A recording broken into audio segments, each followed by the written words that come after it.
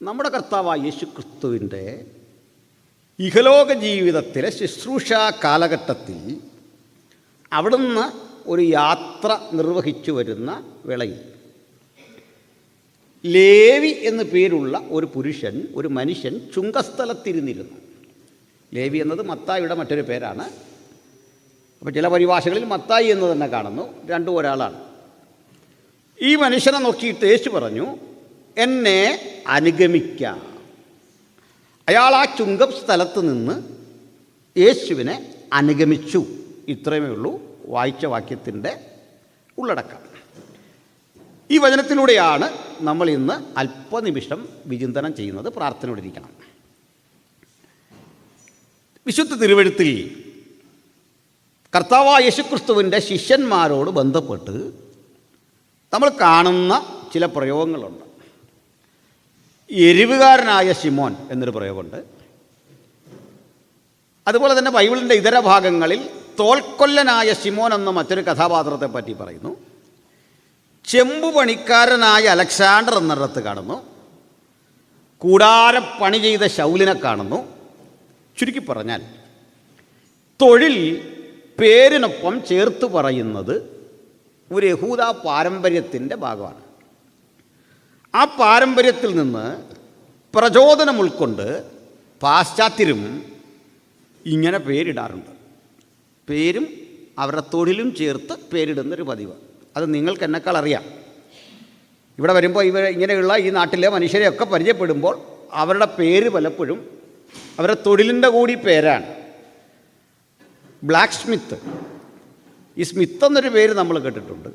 നമ്മുടെ നാട്ടിലേക്ക് സുവിശേഷം പറയാൻ വന്ന പ്രമുഖനായൊരു ദൈവദാസൻ്റെ പേര് റോബർട്ട് എഫ് കുക്ക് എന്നായിരുന്നു. കുക്ക്, നമ്മൾ കുക്ക് സാഹിബ് എന്ന് വിളിക്കും അല്ലേ? ഈയിടയ്ക്ക് ഒരാൾ ആവേശം കയറിയിട്ട് കൊക്ക് സാഹിബ് എന്ന് വിളിച്ചോളാം. അങ്ങനെ ചെയ്യരുത്. കൊക്ക് സാഹിബ് എന്ന് പറയാനുള്ള ആവേശം അയാളെ കൊണ്ട് കൊക്ക് സാഹിബ് എന്ന് പറയുമ്പോൾ അങ്ങനെ പറയരുത്. അപ്പോൾ ഇതുപോലെ ഒത്തിരി പേരുകളുണ്ട്.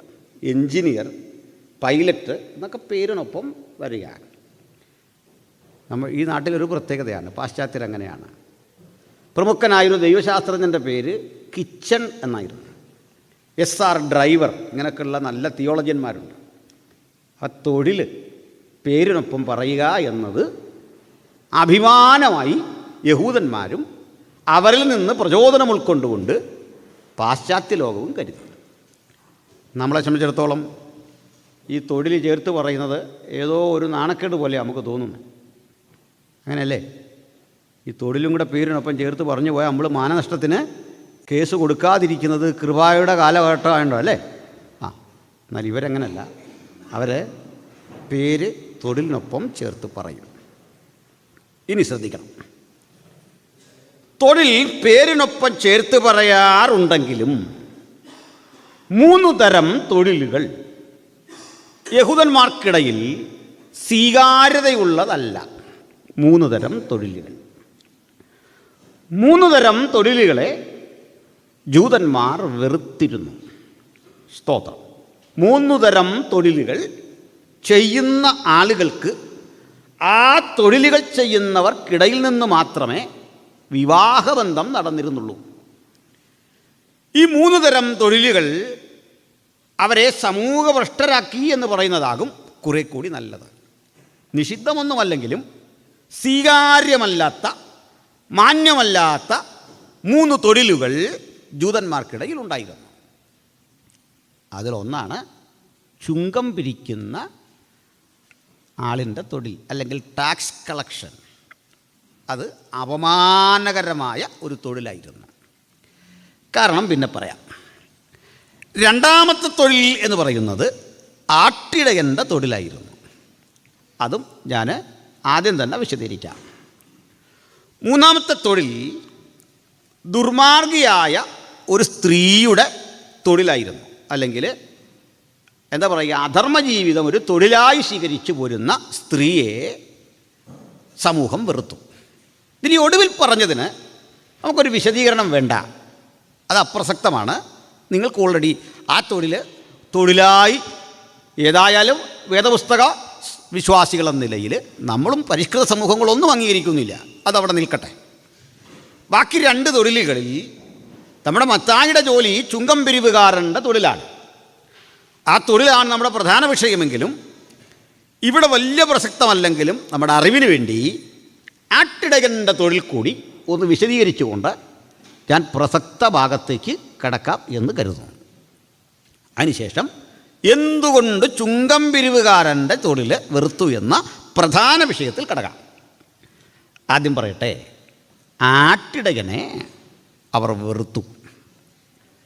വെറുക്കാനുള്ള കാരണത്തിന് ആദ്യം ഞാൻ ഒരു നല്ല ഇടയനെപ്പറ്റി കൂടുതൽ പറയാം. കൂടുതൽ പറഞ്ഞ ശേഷം ഈ മോശപ്പെട്ടൊരു ഇടയനെപ്പറ്റി കൂടി ഒന്ന് ചേർത്ത് പറയാം. എന്തിനാണ് നമ്മൾ ഈ ദോഷവശങ്ങൾ കൂടുതൽ പറയുന്നത്? അതുകൊണ്ട് അതിൻ്റെ ഇടയ്ക്കൊരല്പം മാത്രം ഈ തൊഴിൽ വെറുക്കാനുള്ള പ്രധാന കാരണമായും ചൂണ്ടിക്കാട്ടി അവിടെ വിടാം. അപ്പോൾ ഇടയൻ അതിലേക്ക് വരാം. വാസ്തവത്തിൽ ഇടയൻ എന്ന് പറയുന്നത് നമ്മുടെ സങ്കല്പങ്ങൾക്കൊക്കെ അപ്പുറത്തുള്ള ഒരു വലിയ ഉത്തരവാദിത്തമാണ്, വലിയ തൊഴിലാണ്. ഇടയൻ ഒരിക്കലും ആടുകളുടെ ഉടമയല്ല. അയാൾക്കൊരു യജമാനനുണ്ട്. ആ യജമാനൻ്റെ ഏതാനും ചില എണ്ണപ്പെട്ട ആടുകൾ ഒരു ഇടയനെ ഏൽപ്പിക്കും. ഇതുപോലെ നിരവധി ഇടയന്മാരുണ്ട്. 100 കണക്കിന് ആടുകളുണ്ട്. നമ്മുടെ കർത്താവ് പറഞ്ഞ് നിങ്ങളിൽ ഒരുവന് 100 ആടുണ്ടെന്നിരിക്കട്ടെ. നമുക്ക് സങ്കല്പിക്കാനാവാത്ത കണക്കാണ്. പക്ഷേ അവിടെ 100 ആടെന്നൊരു കണക്കല്ല, ധാരാളം ആടുകൾ.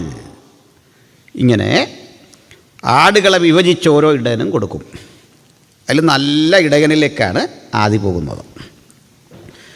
ഇടയൻ്റെ കയ്യിൽ 2 വടികളുണ്ടാവും.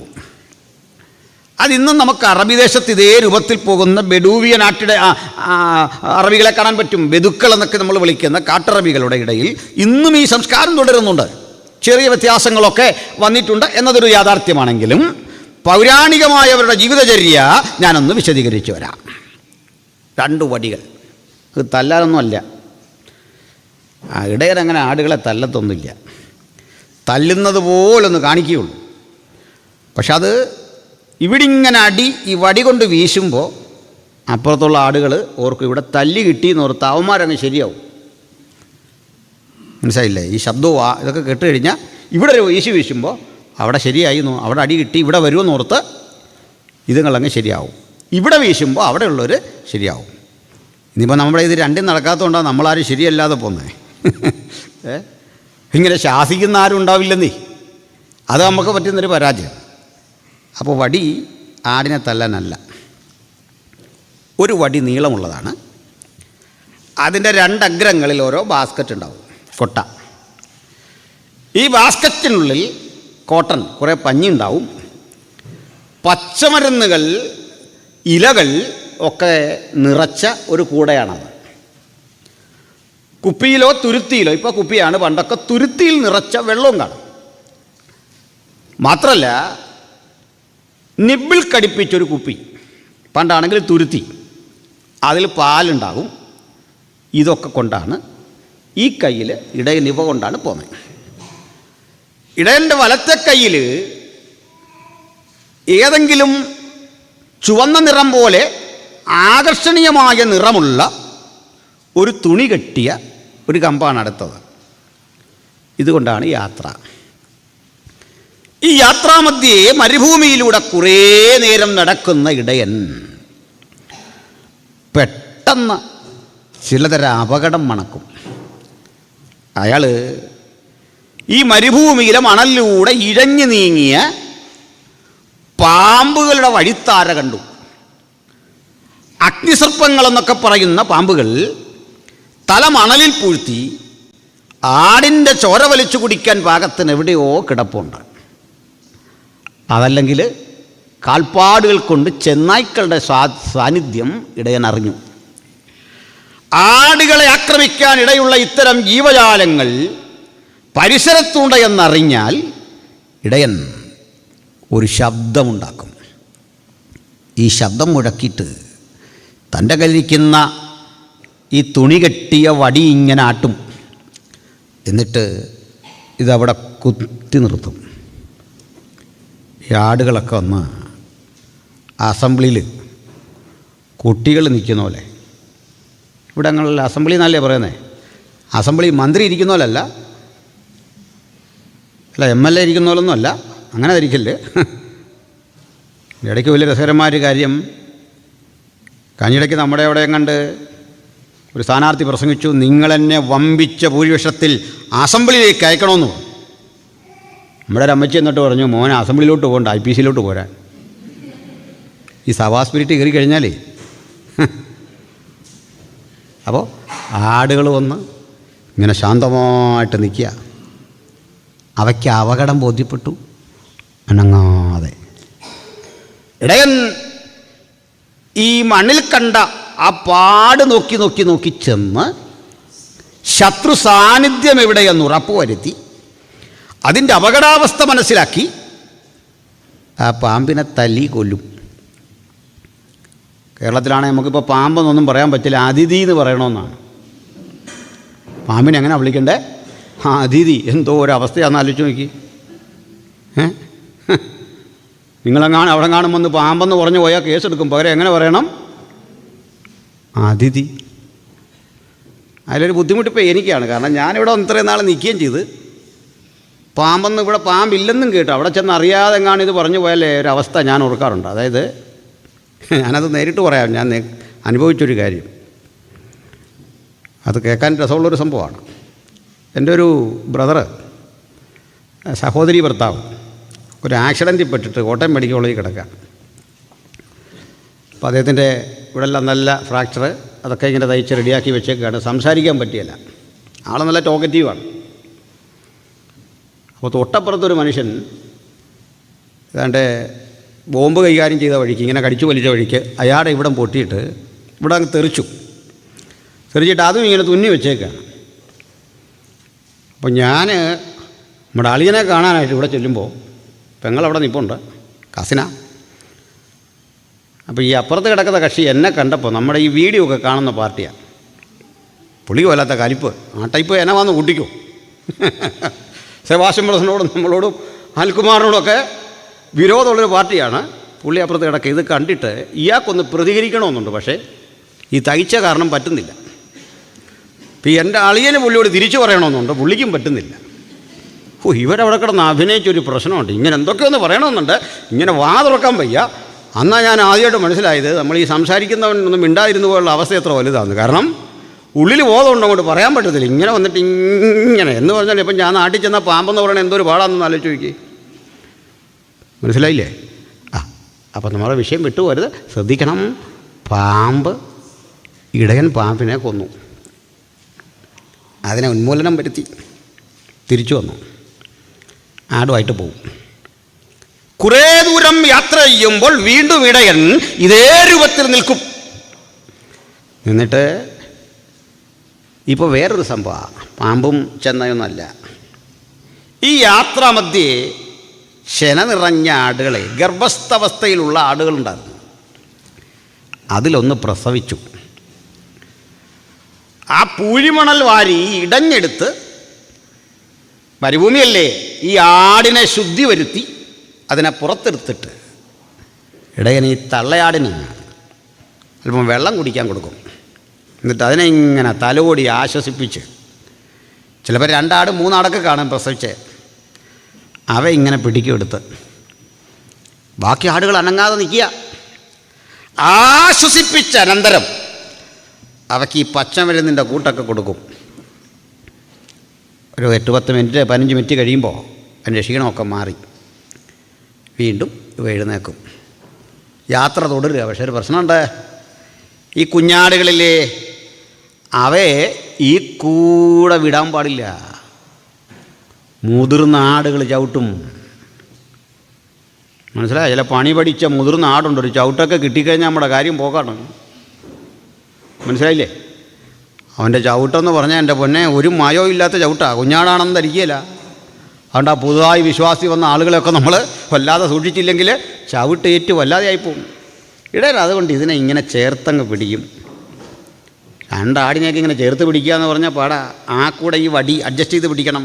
അവർക്ക് ശീലമാണ്. ഈ കൈ ഫ്രീ ആയിരിക്കണം. കാരണം ഇതിലാണ് ഈ നിബിൾ കടിപ്പിച്ച കുപ്പി അല്ലെങ്കിൽ ആ തുരുത്തി ഉണ്ടല്ലോ, അത് പാലാണ്. അത് നീ ഇങ്ങനെ മാറി മാറി കൊടുക്കും. ഈ കുഞ്ഞാടുകളിലെ പുതിയ ആടുകൾ, അവയ്ക്ക് ഫീഡിങ് ഇങ്ങനെയാണ്, ഈ രൂപത്തിലാണ് യാത്ര. എന്തൊരു പ്രയാസമെന്ന് ആലോചിച്ചേ. ഇതാണ് നല്ല ഇടയൻ. ഈ കെയറാണ് ശരിക്കും നല്ല ഇടയനിൽ നിന്ന് കർത്താവും ജനവും എല്ലാം പ്രതീക്ഷിക്കുന്ന അതാണ്. സ്തോത്രം. പ്രിയരെ, ഈ യാത്ര കഴിഞ്ഞ് വൈകിട്ട് വീട്ടിലെത്തുമ്പോൾ നല്ല ഇടയൻ തൻ്റെ യജമാനനെ വിളിച്ചിട്ട് പറയും, യജമാനനെ, അങ്ങനെ രാവിലെ യാത്രയാക്കുമ്പോൾ 80 ആടുകളെയാണ് തന്നെ. ഇതാ നമുക്കിപ്പോൾ 87 ആടുണ്ട്. ഇന്ന് പോയ വഴിക്ക് 2 ആടുകളെ പ്രസവിച്ചു. ഇതിനെല്ലാം കാണിക്കും. യജമാനന് സന്തോഷമാവും. യജമാനൻ വിശേഷപ്പെട്ട ഒരു മുന്തിരിയട ഈ ദാസന് നൽകിക്കൊണ്ട് പറയും, നല്ലവനും വിശ്വസ്തനുമായ ദാസനെ, നീ വിശ്രാമത്തിലേക്ക് പ്രവേശിച്ചോ, റെസ്റ്റ് എടുത്തു. ഇവയെല്ലാം ഈ ലായത്തിൽ കയറ്റി.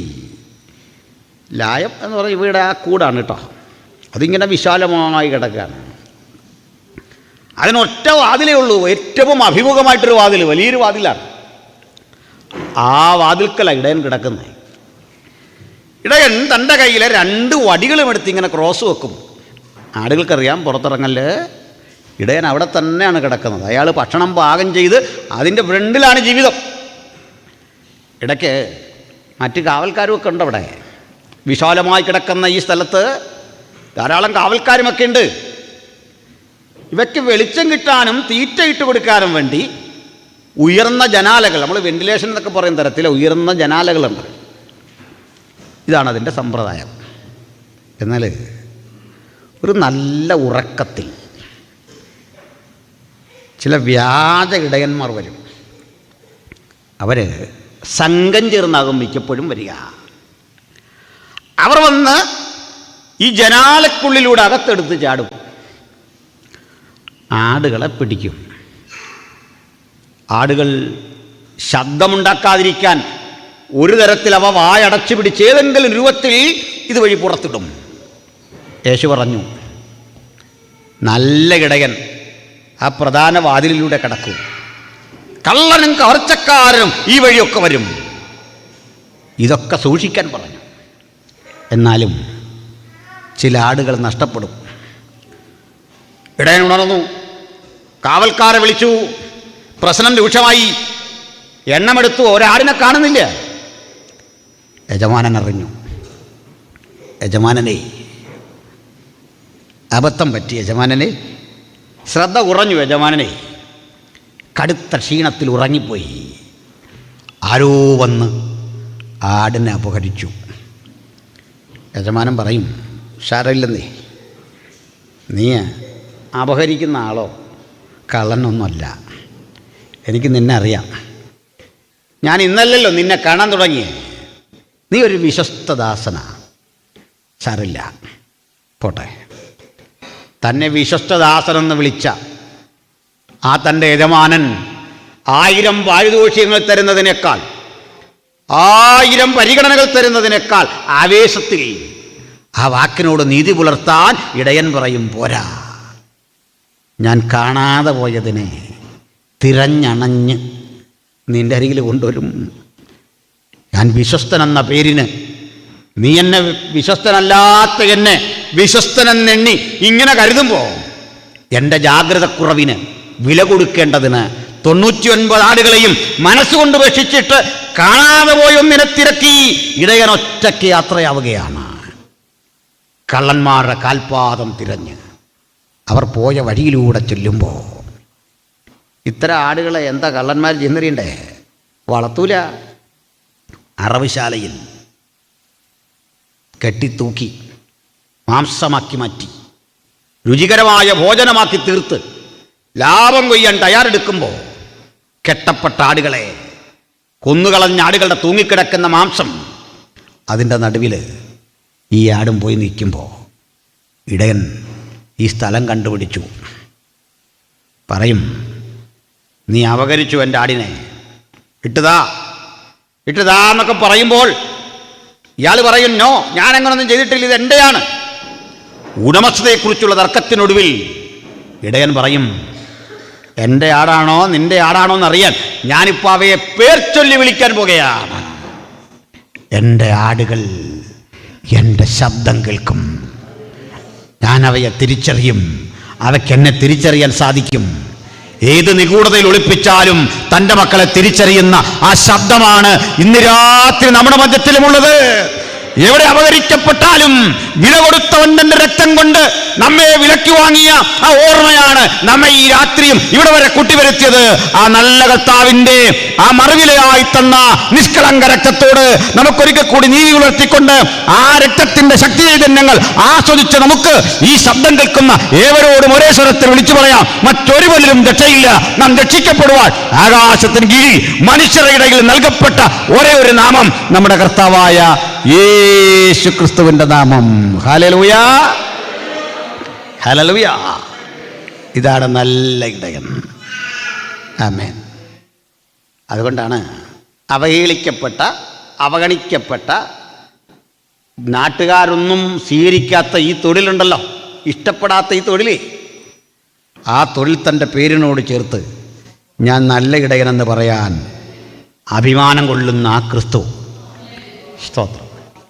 ഈ തൊഴിലൊന്നും അവഹേളിക്കപ്പെടേണ്ടതല്ലെന്നാണ് ഞാൻ കാണുന്നത്. നമുക്കൊന്ന് നോക്കാം. നമ്മുടെ നാട്ടിലുമൊക്കെ തൊഴിലെടുക്കുന്ന മനുഷ്യർക്ക് ഏറെ ആദരവും ബഹുമാനവും കൊടുക്കേണ്ടതാണ്. ഓഫീസുകളിൽ ഇരുന്ന് പേനയും തിന്നവരെക്കാൾ നമുക്ക് വേണ്ടി ഭക്ഷണം വിളയിക്കാൻ, നമുക്ക് വേണ്ടി മത്സ്യം പിടിക്കാൻ, നമുക്ക് വേണ്ടി ആടുപാടുകളെ പരിപാലിക്കാൻ, നമുക്കൊക്കെ വേണ്ട വിഭവസമൃദ്ധമായ ഭക്ഷണം തരാൻ വേണ്ടി പണിയെടുക്കുന്ന മനുഷ്യരെ, അവരോടാണ് നമ്മൾ കൂടുതൽ കടപ്പെട്ടിരിക്കുന്നത്. എന്നാൽ ഈ തൊഴിൽ അപമാനമായി കാണുന്ന ഇടത്ത് യേശു ഈ തൊഴിലിൻ്റെ മാന്യതയും മഹത്വവും തിരിച്ചറിഞ്ഞു. സഭാപരിപാലനത്തിന് ഏറ്റവും നല്ല ഉദാഹരണമാക്കി ഇതിനെ മാറ്റി. ദൈവത്താൽ ഉപയോഗിക്കപ്പെട്ട മോശയെ ഈ തൊഴിൽ ചെയ്യുന്ന മനുഷ്യനായി, ഇസ്രായേലിൻ്റെ രാജാവായ ദാവീദിനെ ഈ തൊഴിൽ ചെയ്യുന്ന മനുഷ്യനായി നമ്മൾ കണ്ടു. എനിക്കൊന്നും ഒരു പക്ഷേ ഇതിനൊക്കെ കാലത്ത് ഒത്തിരി കഴിഞ്ഞായിരിക്കണം ഈ തൊഴിൽ ഇടയന്മാർ, വ്യാജന്മാർ പെരുകിയത് കൊണ്ട് അതിൻ്റെ മഹത്വം നഷ്ടപ്പെട്ടത്. അതിനെ ഈ നിലയിൽ ആളുകൾ കണ്ടത് അല്ല, ദൈവം അങ്ങനെ കണ്ടു എന്നല്ല, നാട്ടിലെ ആളുകൾ ഈ തൊഴിൽ മോശമായി കണ്ടു. അതുകൊണ്ട് ഇടയൻ്റെ പരിപാലനത്തെപ്പറ്റി, നല്ലിടയനെപ്പറ്റി പറഞ്ഞ വഴിക്ക് മോശപ്പെട്ട ഇടയനെ പറ്റിയും വന്നല്ലോ. ആ ഇടയൻ നമ്മെ സ്നേഹിക്കുന്നില്ല, ആടിനോട് സ്നേഹമില്ല. ഈ ഒറ്റ ആടിനെയും തൻ്റെ കയ്യിലേക്ക് ഏന്തി വരുമ്പോൾ ഇടയൻ ചില സ്നേഹപ്രകടനം കാണിക്കും. ആ കൂടെ രസാവഹമായൊരു പ്രകടനമുണ്ട്. എന്താണെന്നറിയണ്ടേ? ഈ കുഞ്ഞാടിനെ കയ്യിലേക്ക് പിടിച്ചിട്ട് അതിനിട്ടൊരു തല്ല് തല്ലും. എന്തിനാ പോയത്? എന്നെ ഇട്ടിട്ട് എന്തിനാ പോയത്? എന്തിനാ നീ പിരിഞ്ഞു പോയത്? ഇങ്ങനെ ചോദിക്കും. മലയാളത്തിൽ നല്ലൊരു പുസ്തകമൊക്കെ കിട്ടും, ആട് ജീവിതം എന്ന് പറഞ്ഞു, ബെന്യാമീൻ്റെ. ഞാൻ നമ്മുടെ KC സാറിനോട് ഞാൻ മേടിച്ച് വായിക്കണമെന്ന് പറഞ്ഞു, IPC. അപ്പോൾ അദ്ദേഹം അത് വായിച്ചു. പറഞ്ഞത് ഒരു മനുഷ്യൻ ഒറ്റപ്പെട്ടു പോയൊരു തുരുത്തിൽ ഗൾഫിൽ ചെന്ന് അനുഭവിച്ച പീഡകളാണ്, വ്യഥകളാണ്.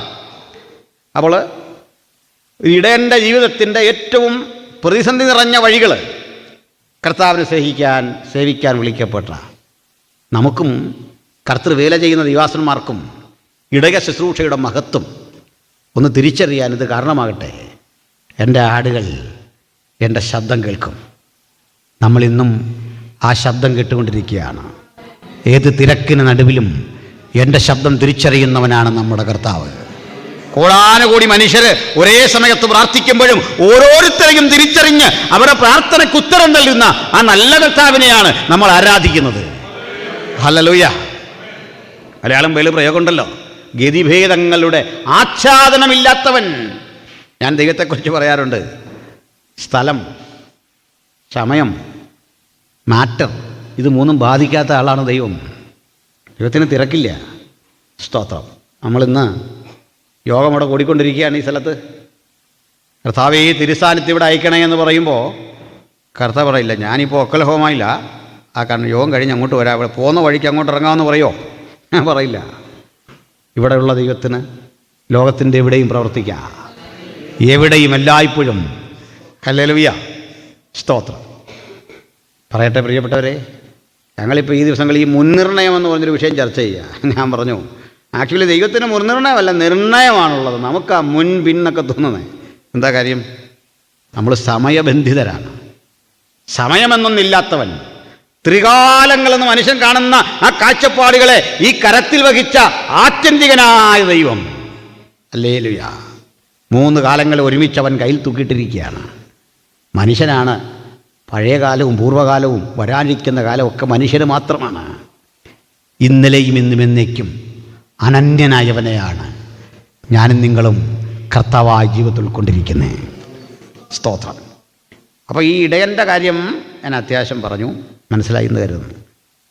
നമ്മുടെ പ്രധാന വിഷയത്തിലേക്ക് വന്നില്ല. അതെന്തായിരുന്നു? ചുങ്കം പിരിക്കുക. ചുങ്കം പിരിക്കുന്നവൻ്റെ തൊഴിൽ. ഈ ടാക്സ് കളക്ട് ചെയ്യുന്നവൻ്റെ തൊഴിൽ മോശമായി കരുതാൻ ഒരു കാരണമുണ്ട്. പണ്ട് മനുഷ്യന് നികുതി കൊടുക്കണമായിരുന്നു. ജനിച്ചു വീണു എന്ന ഒറ്റ കാരണത്താൽ നികുതി അടയ്ക്കണം.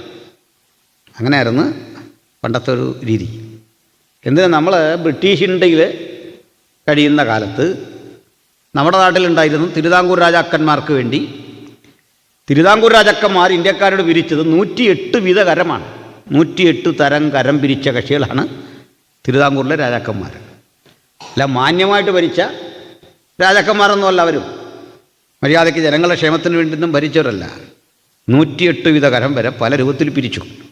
നമ്മളിന്ന് നികുതിയൊക്കെ കാണുമ്പോൾ നികുതി കൂട്ടിയെന്നും പറഞ്ഞിട്ട് അർത്ഥമില്ല. ഇന്ന് അത്രയും സൗകര്യം മനുഷ്യന് കൊടുക്കുന്നുണ്ട്. പണ്ട് ഈ നികുതി പിരിച്ച് ഭരണകൂടം അവരുടെ ജീവിതം സുഗമമാക്കിയാലും ജനിച്ച് വീഴുന്നവന് നികുതി കൊടുക്കണം. നമ്മുടെ കർത്താവിന് നികുതി കൊടുക്കേണ്ടി വന്നു. അവിടുന്ന് കൊടുത്തു. തനിക്കും പത്രോസിനും വേണ്ടി ചതുർദ്രഹ്മ പണം കൊണ്ട് നികുതി ഭാരം വീട്ടിയവനാണ് കർത്താവ്. യേശുവിന് സ്വന്തമായിട്ട് എസ്റ്റേറ്റോ ജീവിത സൗകര്യങ്ങളോ ചുറ്റുപാടൊന്നുമില്ല. പക്ഷേ കർത്താവും നികുതി കൊടുക്കണമായിരുന്നു. അങ്ങനെ നികുതി കൊടുത്തു. അപ്പോൾ ഈ നികുതി സത്യത്തിൽ എങ്ങനായിരുന്നു പ്രശ്നമായി തീർന്നെന്ന് പറയാം. നമ്മൾ ഈ പാലസ്തീൻ എന്നറിയപ്പെടുന്ന ഭൂപ്രദേശം ഉണ്ടല്ലോ, പാലസ്തീൻ അല്ലെങ്കിൽ ഇസ്രയേൽ. ആസോദിൽ പാലസ്തീൻ എന്നൊരു സ്ഥലമില്ല, ഇസ്രയേലാണുള്ളത്. റോമക്കാർ ഇസ്രയേൽ മക്കളെ പരിഹസിക്കാൻ അവരുടെ ശത്രുക്കളുടെ പേര് ഒരു രാജ്യത്തിനിട്ടതാണ് ദ ലാൻഡ് ഓഫ് ഫിലിസ്ത്യൻസ് എന്ന അർത്ഥത്തിൽ പാലസ്തീൻ, ഫിലിസ്തീനയുടെ ദേശം. അങ്ങനെ പരിഹസിച്ചിട്ടതാണ് ഈ പാലസ്തീൻ. മനസ്സിലായോ? അല്ലാതെ ഇസ്രയേലിനെ വിളിക്കുന്ന റോമക്കാർ പരിഹസിച്ച് വിളിച്ചതാണ് പാലസ്തീൻ. അപ്പോൾ ഇസ്രയേലാണ് ശരിക്കുമുള്ളത്. ഇസ്രയേൽ എന്നറിയപ്പെടുന്ന ആ രാജ്യം അന്ന് നമ്മൾ മുമ്പ് ബ്രിട്ടീഷ് ഇന്ത്യയിൽ കഴിഞ്ഞതുപോലെ റോമൻ സർവാധിപത്യത്തിന് കീഴിലാണ്. ആ പ്രദേശം ഭരിക്കുന്ന ഒരു രാജാവുണ്ട്. ആ രാജാവിൻ്റെ പേര് ഹെരോദ. കുടുംബ പേരാണ് ഹെരോദ. ഹെരോദ എന്നറിയപ്പെടുന്ന ഈ രാജാവ് കുടുംബപരമായി തന്നെ ഒരു നാട്ടുരാജാവാണ്. വാസ്തവത്തിൽ ഇയാൾ റോമക്കാരനൊന്നും അല്ല. ആരാ ഹെരോദ എന്നറിയണ്ടേ? ബൈബിളിൽ കാണുന്ന ഹെരോദ നമ്മളുടെ ഏശാവിൻ്റെ ചെറുമകനാണ്. ആ കുലത്തിൽ വരുന്ന ആളാണ്. അബ്രഹാം ഏശാവ് ഉണ്ടല്ലോ, ഏദോമൈറ്റ്സാണ്, ഏശാവ്യരാണ്. ആര്? മലയാളം ബൈബിളിൽ ഇദുമിയയ്ക്കു ചേർന്ന പ്രദേശം ഇദൂമിയ എന്നൊക്കെ കാണാം. ഏദോമൈറ്റ്സ്. ഈ ഏദോമൈറ്റ്സിനൊരു പ്രത്യേകതയുണ്ട്. അവരുടെ വലിയപ്പനാരാ? അബ്രഹാം. അവർക്കും സർക്കംസിഷൻ അഥവാ പരിച്ഛേദനയുണ്ട്. അവർക്ക് ഏകദൈവത്തെക്കുറിച്ച് അറിയാം. പക്ഷേ യഹൂദന്മാരല്ല, ജ്യേഷ്ഠാനുജ മക്കളാണ് ഇവരവിടുത്തെ രാജാക്കന്മാർ. അപ്പോൾ രാജ്യം ഭരിക്കുന്ന റോമാ ചക്രവർത്തിയെ ഇങ്ങനെ സന്തോഷിപ്പിച്ചുകൊണ്ടിരിക്കണം അവർ. യഹൂദന്മാരെ സന്തോഷിപ്പിച്ചില്ലെങ്കിൽ താഴെ നിന്നുള്ള പിന്തുണ കിട്ടൂല. ചക്രവർത്തിയെ സന്തോഷിപ്പിച്ചുകൊണ്ടിരിക്കണം, അതും ചെയ്തുകൊണ്ടിരിക്കും. എന്നാലും ഈ ചക്രവർത്തിക്ക് ഹെരോദാവിൽ വിശ്വാസമില്ല. അങ്ങനെ വരുമ്പോൾ പുള്ളി ഒരു സമാന്തര തസ്തിക സൃഷ്ടിച്ചിട്ടുണ്ട്. ഗവർണർ. രാജാവിന് മീതെയാണോ രാജാവിനൊപ്പമാണോ എന്നൊന്നും നമുക്കറിയത്തില്ല. നമുക്കറിയാത്തതിൻ്റെ കാരണം അവന്മാർക്കും അറിയത്തില്ല, ചക്രവർത്തിക്ക് പോലും അറിയത്തില്ല. ഇതിലാരാ വലിയ ആളെന്ന് ഒന്നും അറിയില്ല. ഇത് നമ്മുടെ പീലാത്തോസ് ഒരു ഗവർണറാണ്. അപ്പോൾ ഈ ഗവർണർ സ്വന്തം നിലയിൽ ടാക്സ് ഉണ്ട്, ഹെരോദാവിന് അയാളുടെ നിലയിൽ ടാക്സ് ഉണ്ട്, ചക്രവർത്തി തിരുമനസ് നേരിട്ട് ടാക്സ് ഏർപ്പെടുത്തിയിട്ടുണ്ട്. ഇതെല്ലാം കൂടെ കൂടി വല്ലാത്ത കൊള്ളയാണ്. മനസ്സിലായോ? നമ്മുടെ നാട്ടിൽ ഈ പ്രളയം വന്നപ്പോൾ ഒരു തഹസീൽദാരോ മറ്റോ ഈ ഫണ്ട് അത് എഴുതി ഈ അവസാനം എത്ര ചെലവ് കാണിച്ചിട്ടും ഈ തുകയും ഈ ഇതും തമ്മിൽ ഒത്തുവരുന്നില്ല. പണം എങ്ങനെയൊക്കെയോ മിസ്യൂസ് ചെയ്ത് പോയതാണ്. അപ്പോൾ ഇത് എഴുതി യാത്രാബത്ത, ദിനബത്ത, അലവൻസിനായി ബത്ത എന്ന് പറയുന്നു. മനസ്സിലായല്ലോ? യാത്രാബത്ത, ദിനബത്ത, വേറെ ഏതാണ്ടെല്ലാം ബത്ത, ഇങ്ങനെ എഴുതി അവസാനം ഒന്നും കിട്ടാതെ വന്നപ്പോൾ ഒരുത്തം പറഞ്ഞു, സാറേ ബാക്കിയെല്ലാം കൂടെ തുക എഴുതിയിട്ട് ബത്തയ്ക്കുള്ള കിത്ത എഴുതി വിടാൻ പറഞ്ഞു. അല്ലേ, തീരുകയല്ല. ഇതുപോലാണ് ഇവന്മാർ നികുതി പിരിക്കുന്നത്. പിരിച്ച് നമ്മുടെ നട്ടലൊടിക്കും. മുട്ടയ്ക്ക് വരെ നികുതി കൊടുക്കണം, പിടിക്കുന്ന മത്സ്യത്തിന് നികുതി കൊടുക്കണം, ആടുകൾക്ക് നികുതി കൊടുക്കണം. ജീവിക്കാൻ വയ്യാത്തൊരവസ്ഥ. പക്ഷേ ഇത് പകുതി നികുതിയും അങ്ങ് ചെല്ലൂല. ആ നികുതിയുടെ നല്ലൊരു ഭാഗം നികുതി പിരിക്കുന്നവൻ വെട്ടിക്കും, അടിച്ചു മാറ്റും. ഇതിലും വലിയൊരു സങ്കടം, നികുതി പിരിവുകാർ പൊതുസ്ഥലത്തിരിക്കുന്ന ഇടമുണ്ട്. ചന്തകളിൽ നിങ്ങൾ എന്തെങ്കിലും വസ്തുക്കൾ വാങ്ങാൻ ചെല്ലുക, അങ്ങോട്ട് ചെല്ലുമ്പോഴേക്കും നമ്മളെ പിടിക്കും. അവിടെ നമ്മൾ ഇയാളുടെ കണ്ണ് വെട്ടിച്ച് കറങ്ങിത്തിരിഞ്ഞ് മത്തായി ഇതാണ് നിൽക്കുന്നത്, മാറിക്കോന്നും പറഞ്ഞ് നമ്മൾ മാറി അങ്ങോട്ട് ചെല്ലുമ്പോൾ സക്കായി കൊണ്ടിരിപ്പുണ്ട്. ജീവിക്കാൻ വയ്യാത്ത സ്ഥിതിയാണ്. എങ്ങനെ പോലും പിടിക്കുവരും. ഇവരെ കാണുന്നത് മനുഷ്യന് വെറുപ്പ്. ഈ വീട്ടിൽ പെണ്ണിനെ കെട്ടിച്ചു കൊടുക്കാൻ പാട്. കുഞ്ഞേ, ആ ചോറ് കഴിക്കണ്ടെന്നേ, ആ ഭക്ഷണം കഴിക്കണ്ട. അനവധി ആളുകളുടെ കണ്ണീരിൻ്റെ ഭക്ഷണം, അതുകൊണ്ടത് വേണ്ട. ഇങ്ങനൊക്കെ പറഞ്ഞ കുഞ്ഞുങ്ങളെ ഈ ബന്ധങ്ങളിൽ നിന്ന് മാറ്റും. ഇത്ര നിഷിദ്ധമായൊരു തൊഴിൽ. അതിനാണ് ഒരുത്തൻ വന്ന് പ്രാർത്ഥിക്കുന്നത്, ഞാൻ ഈ ചുങ്കക്കാരനെ പോലെയല്ല എന്ന് പ്രാർത്ഥിക്കുന്ന കണ്ടില്ലേ? ഒരു സ്വയനീതിയുടെ പരീശൻ വന്ന് പ്രാർത്ഥിക്കുന്ന രംഗം കണ്ടില്ലേ? ഇത്തരത്തിൽ എല്ലാവരാലും വിധിക്കപ്പെടുന്ന ആട്ടിടയനോടുള്ള ബന്ധത്തിൽ കുറേയെങ്കിലും നീതി പുലർത്തുന്നുണ്ട് ആട്ടിടയൻ. കുറേ പേരെങ്കിലുമുണ്ട്. ചുങ്കക്കാരന് ഒരു സാക്ഷ്യപത്രം കൊടുക്കാൻ ആരും തയ്യാറില്ല. ശരീരം കൊണ്ട് അധ്വാനിച്ച് പണിയെടുത്തവനുണ്ടാക്കുന്ന നന്മയ്ക്ക് മുഴുവൻ ഇങ്ങനെ നികുതി കൊടുത്ത് സ്വയം മുടിയുന്ന മനുഷ്യര് ഇവരെ കാണുന്ന ഇടത്ത് അറപ്പോടെ വെറുപ്പോടെ നോക്കിക്കണ്ടു. അപ്പം നോക്കണേ, അതിലൊരു കഥാപാത്രത്തിൻ്റെ പേരാണ് മത്തായി. ലേവി എന്ന് മറ്റൊരു പേര്. അയാളിതാ ചുങ്കസ്ഥലത്തിരിക്കുന്നു. ഈ മനുഷ്യൻ യേശുവിനെ കണ്ടു. തിക്കിലും തിരക്കിലും ദാ യേശു ഒപ്പം ഏതാനും ശിഷ്യഗണങ്ങളുണ്ട് നടന്നു വരിക. ശിഷ്യഗണങ്ങളുടെ പ്രതീക്ഷ ഈ ചുങ്കസ്ഥലത്തിരിക്കുന്നവനെ യേശു കൈകാര്യം ചെയ്യും. വിമർശനത്തിൻ്റെ മുൾമുനയിലിട്ട് അവനെ ഉരുക്കിക്കളയും. ആ തെറ്റുകളെക്കുറിച്ച് മുഴുവൻ കൃത്യമായി വാക്കുകൾ ഉദ്ധരിച്ചുകൊണ്ട് അവനെ നിലംപരിചാക്കി മാറ്റും. നിങ്ങൾക്കറിയണ്ടേ, യേശു വിമർശിച്ചത് ഈ ചുങ്കക്കാരനെയല്ല, ആ ചുങ്കം പിരിക്കുന്നവനെ വിമർശിച്ച് പ്രാർത്ഥിച്ച പരീശനെ നോക്കി, ബൈബിളിൻ്റെ പകർപ്പെടുത്തുന്ന സദൂക്യനെ നോക്കി, അവർക്ക് പിന്തുണ പ്രഖ്യാപിക്കുന്ന പുരോഹിതനെ നോക്കി, അവിടെ നിലനിന്നിരുന്ന അത്തരം കപടഭക്തിയുടെ വ്യവസ്ഥയെ നോക്കി, അവരെ വെള്ളതേച്ച ശവക്കല്ലറകളെ എന്ന് വിളിച്ചവൻ മത്തായിയെ കണ്ടിട്ട്, സക്കായിയെ കണ്ടിട്ട്, അവിടുത്തെ ശമര്യ സ്ത്രീയെ കണ്ടിട്ട് ഒരക്ഷരം അവരെ വിമർശിച്ച് പറയാതെ അവർ അരികിൽ വന്നു നിന്നു. ആളുകൾ കാത്തിരുന്നെന്ന് നിങ്ങളെ കളിയാക്കുന്നത് കേൾക്കാൻ. ആളുകൾ കാത്തിരുന്നു യേശു എന്നെ അവഹേളിക്കുന്നത് കേൾക്കാൻ. ആളുകൾ കാത്തിരുന്നു വിമർശനത്തിൻ്റെ ആ മൂശയിലിട്ട് ഉരുക്കി എന്നെ മുഴുവൻ എല്ലായ്മ ചെയ്യുന്ന ആ ശബ്ദം കേൾക്കാം. പലരും കാത്തിരിക്കുമ്പോൾ യേശു സക്കായിയോട് പറഞ്ഞു, നീ ഇങ്ങ് വാ. നിന്റെ വീട്ടിൽ, പലരും വരാനറയ്ക്കുന്ന നിന്റെ വീട്ടിൽ, ഉലകം മുഴുവൻ വിമർശന വിധേയമാക്കിയ പരിഹാസപാത്രമായി തീർന്ന നിന്റെ വീട്ടിൽ നിന്നോടുകൂടെ വസിക്കാനുള്ള എൻ്റെ ഹൃദയ വിശാലതയുടെ പേരാണ് കൃപ. ആ കൃപ ജീവിതത്തിൽ ഒരിക്കലായി ആസ്വദിച്ചതുകൊണ്ട് എനിക്കും നിങ്ങൾക്കും ഇന്നിവിടെ വന്നിരിക്കാൻ സാധിച്ചത്. ഈ കൃപയുടെ പദ്ധതിക്ക് പുറത്ത് ഒരാളെങ്കിലും ഈ ദൈവവചനം കേൾക്കുന്നെങ്കിൽ ഇപ്പോഴാകുന്നു സുപ്രസാദ കാലം, ഇപ്പോഴാകുന്നു രക്ഷാ ദിവസം. ഈ കൃപ നിങ്ങളെ വിമർശിച്ച് ഒതുക്കുകയല്ല, ഈ കൃപ നിങ്ങളെ ഏതെങ്കിലും തരത്തിൽ അവഹേളിക്കുകയല്ല. യേശുവിൻ്റെ ശബ്ദം അത് മാധുര്യമേറിയതാണ്, അത് ഹൃദയഹാരിയാണ്. അത് നമ്മളെ അപ്പോൾ തന്നെ മറ്റൊരു തരത്തിൽ നമ്മളെ ഉപദ്രവിച്ചുകൊണ്ടിരിക്കും. ഞാൻ അങ്ങനെ വിശ്വസിക്കുന്നു. ഉപദ്രവിക്കുന്നു പറഞ്ഞാൽ നല്ല അർത്ഥത്തിൽ എടുക്കണം. അതായത് എൻ്റെ ഒരു മോള്, രണ്ടാമത്തെ മോളാണ്.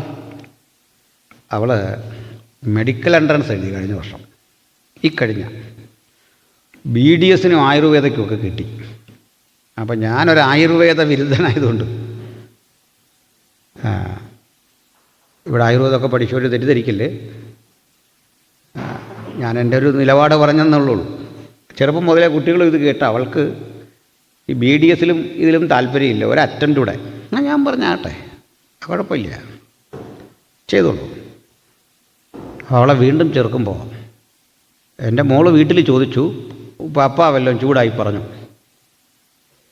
അപ്പോൾ എൻ്റെ വൈഫ് പറഞ്ഞില്ല, പപ്പ നീ പോട്ടെ, കുഴപ്പമില്ല, അത്രയും ജയിച്ചല്ലോ, അത്രയും നേടിയല്ലോ എന്ന് പറഞ്ഞ് പ്രശംസിച്ചേ ഉള്ളൂ. അപ്പോൾ ഇവൾ പറഞ്ഞത്, ഈ പപ്പ ഒരു വഴക്കെങ്കിലും പറഞ്ഞെങ്കിൽ നമുക്കൊരാശ്വാസമായിരുന്നു. ചിലപ്പോൾ ചിലതരം സ്നേഹത്തിൻ്റെ കാഠിന്യം ശിക്ഷയേക്കാൾ വലുതാണ്. ഒരു വർഷം പഠിച്ചു, പണം ചിലവഴിച്ചു, നല്ലപോലെ കെയർ ചെയ്യണം. ആ റിസ്ക് ചില്ലറയല്ല. എന്നെപ്പോലെ സാധാരണ മനുഷ്യനത് വലിയൊരു കാര്യം തന്നെയാണെന്ന് അവൾക്കറിയാം. പക്ഷെ അവൾ പറഞ്ഞത്, ഒരു വഴക്ക് പറഞ്ഞിരുന്നെങ്കിൽ എനിക്കൊരാശ്വാസമായിരുന്നേ. ഞാനത് പഠിച്ചു വേറെ. അപ്പോഴൊക്കെ ഞാൻ ഓർക്കാറുണ്ട്, ഞാൻ ചെയ്ത പല തെറ്റുകൾക്കും കർത്താവ് ഒരു വഴക്ക് പറഞ്ഞിരുന്നെങ്കിൽ ഹൃദയത്തിനൊരാശ്വാസം കിട്ടുമായിരുന്നു.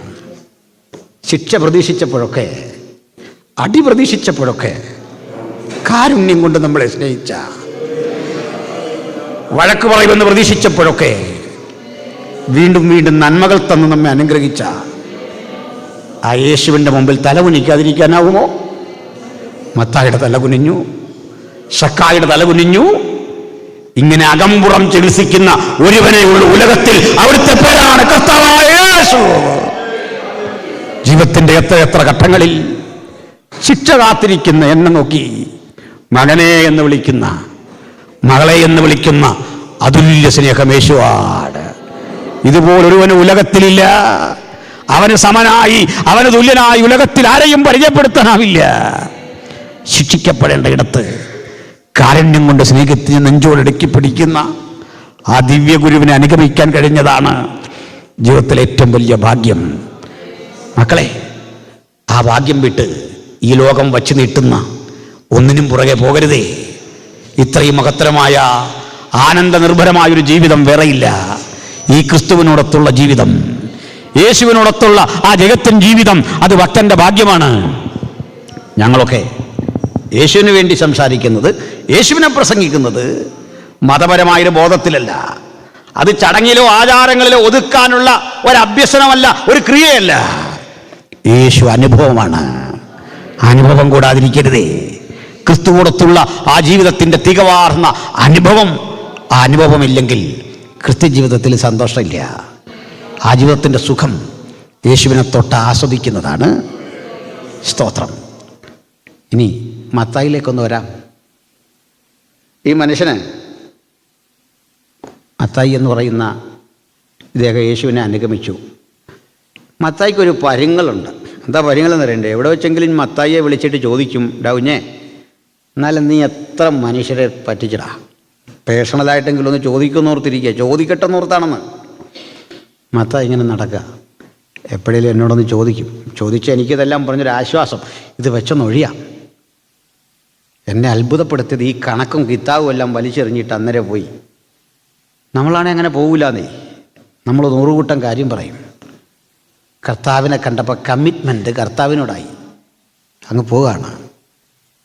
മത്തായിക്ക് മനസ്സിലായി, ആജീവനാന്തം അവൻ എന്നെ കുറ്റപ്പെടുത്തൂല. അവൻ എൻ്റെ പാപങ്ങളെ മുഴുവൻ മറന്നു കളഞ്ഞു. ഒരുവൻ ക്രിസ്തുവിലായാൽ അവൻ പുതിയ സൃഷ്ടി. പഴയത് കഴിഞ്ഞുപോയി. ഏത് കൊടുംപാവിയെ സ്നേഹിക്കുന്ന കനിവിൻ്റെ മൂർത്തിമദ്ഭാവമാണ് കർത്താവായ യേശു. ഇപ്പോൾ വലിയ റിലാക്സേഷൻ മത്തായിക്കുമായി. ഇവിടെ മത്തായി ഒരു തൊഴിൽ പ്രതീക്ഷിച്ചു. കർത്താവിൻ്റെ കൂടെ വന്നപ്പോൾ പ്രതീക്ഷിച്ചൊരു തൊഴിലുണ്ട്. ആ തൊഴിൽ എന്താ അറിയുക? പ്രതീക്ഷിച്ചെന്ന് പറയുന്നേക്കാൾ നല്ലത് അർഹതപ്പെട്ടൊരു ജോലിയുണ്ട്. മത്തായിക്ക് ഫിറ്റായിട്ടുള്ളൊരു തൊഴിലുണ്ട്. അത് ട്രഷറാകുന്ന. എന്താ ട്രഷറാകുന്ന അർഹതപ്പെട്ടൊരു തൊഴിലാന്ന് പറയാൻ കാരണം, അദ്ദേഹത്തിന് കണക്ക് കൈകാര്യം ചെയ്ത് നല്ല ശീലമുള്ള ആളാണ്. ചുങ്കം പിരിച്ചും അത് കൃത്യമായിട്ട് അന്നത്തെ രീതിയിലെ കൊമേഴ്സ് പഠിച്ചൊരു മനുഷ്യനാണ്. അക്കൗണ്ടൻസിയൊക്കെ പഠിച്ച ഒരാളാണ്. ഇവിടെ അക്കൗണ്ടൻസിയും ബുക്ക് കീപ്പിങ്ങും ഒക്കെ പഠിച്ചിട്ടുണ്ടോ? പിണങ്ങരുത്, നിങ്ങളെപ്പറ്റി ഗുണമാണ് പറയാൻ പോകുന്നത്. നല്ല കാര്യമാണ് പറയാൻ പോകുന്നത്. മറ്റൊരു സബ്ജക്റ്റ് പോലെ അല്ലത്. കാരണം ഈ കൊമേഴ്സ് പഠിച്ചവരെ കൂട്ടുന്നില്ല, കുറയ്ക്കുന്നില്ല, ഗുണിക്കുന്നുമില്ല, ഹരിക്കുന്നുമില്ല. പിന്നെന്തോ ചെയ്യുന്നത് അറിയണ്ടേ? പറയാം. നമ്മൾ ചായ കുടിച്ചത്, നമ്മൾ കൺവെൻഷൻ നടത്തിയത്, നമ്മൾ പുസ്തകം മേടിച്ചത്, നമ്മൾ ഇതെല്ലാം കൂടി ചെതറിക്കിടക്കുന്ന കണക്കെടുത്ത് അടുക്കി ഒതുക്കി ഡീസൻ്റായിട്ട് വെക്കുക. അതിന് അക്കൗണ്ടൻസി എന്ന് പറയുന്നത്. അടുക്കി പെറുക്കി വൃത്തിക്ക് വെക്കുകയാണ്. മനസ്സിലായോ? അടുക്കി വെക്കുക. അവരായിട്ടൊരു കാര്യം ചെയ്യുന്നില്ല, നമ്മൾ ചെയ്ത ആ ചിലവെല്ലാം കൂടെ എടുത്ത് നല്ല അറേഞ്ച്ഡായിട്ട്. അതുകൊണ്ടാണ് അത് ഈ അപ്ഡേഷൻ വേണ്ട. അത്യാവശ്യം ഒരു കമ്പ്യൂട്ടർ പഠിച്ചാൽ മതി. ഇന്ന് ഇത് മറ്റൊരു കോഴ്സ് പോലെയല്ല. മറ്റേത് മേഖലയിലെ പഠനവും അതിങ്ങനെ പുതിയ പുതിയ സംഗതികളോട് പൊരുത്തപ്പെട്ടുകൊണ്ടിരിക്കേണ്ടി വരും, എപ്പോഴും പഠിച്ചുകൊണ്ടിരിക്കേണ്ടി വരും. ഇത് പഴയ കൊമേഴ്സ് മതി, മാറ്റമൊന്നുമില്ല. ആ കൂടെ അല്പം ഇൻഫർമേഷൻ ടെക്നോളജി അറിഞ്ഞിരുന്നാൽ മതി, ഒരു കുഴപ്പമില്ല. തന്നെ ഇത് തീരാതെ ഇങ്ങനെ നിൽക്കും. ഇങ്ങനെയാണ്. വേറൊരു കാര്യം, കൊമേഴ്സ് പഠിച്ചവർക്ക് ഒരു പ്രശ്നമുണ്ട്. ഈ സാഹിത്യവാസന കുറവായിരിക്കും. മനസ്സിലായോ? പണങ്കം പറ്റുന്നുണ്ടോ? സാഹിത്യാഭിരുചി കുറവായിരിക്കുന്നു. ബാക്കി കഴിവുണ്ട്, നല്ല ചിട്ടയുണ്ട്. അപ്പോൾ ഈ CA ഒക്കെ പഠിച്ചിട്ട് വന്നവർക്ക് സാഹിത്യ അഭിരുചി താരതമ്യേന കുറവായിരിക്കും. തീരെ കുറവൊന്നുമില്ല. സുകുമാർ അഴീക്കോടൊക്കെ കൊമേഴ്സ് പഠിച്ചിട്ടാണ് മലയാളം വലിയ പ്രൊഫസറൊക്കെ ആയിട്ടുണ്ട്. പക്ഷെങ്കിൽ താരതമ്യേന കുറവായിരിക്കും. പറഞ്ഞു വന്നത്, വേണ്ടത്ര ലാംഗ്വേജ് ഉണ്ടാവില്ല. മറ്റ് കാര്യങ്ങളിൽ സാഹിത്യ അഭിരുചി കുറവായിരിക്കും. മത്തായിയെ നമുക്ക് അങ്ങനെ എടുക്കാം. കാരണം കണക്കാ ലോകം, കണക്കുകളെ അടുക്കി പെറുക്കി വെക്കുന്ന ആ ലോകമാണ്. അത് കണക്ക് നന്നായിട്ടറിയാം, അതിൽ തെറ്റുവരില്ല. മനക്കണക്ക് കൂട്ടി അദ്ദേഹം പറയും, എത്ര എവിടെ എങ്ങനെ എന്നൊക്കെ പറയും. പക്ഷേ കർത്താവ് എന്ത് ചെയ്താ? ഈ പണി മത്തായിക്ക് കൊടുത്തില്ല. ആർക്കാ കൊടുത്തേ? യൂദയ്ക്ക്. സ്തോത്രം. മത്തായിക്ക് ദൈവം കൊടുത്ത പണി കേൾക്കണോ? തൻ്റെ സുവിശേഷ ചരിത്രം ഇങ്ങനെ എഴുതാനാണ് കൊടുത്ത ജോലി.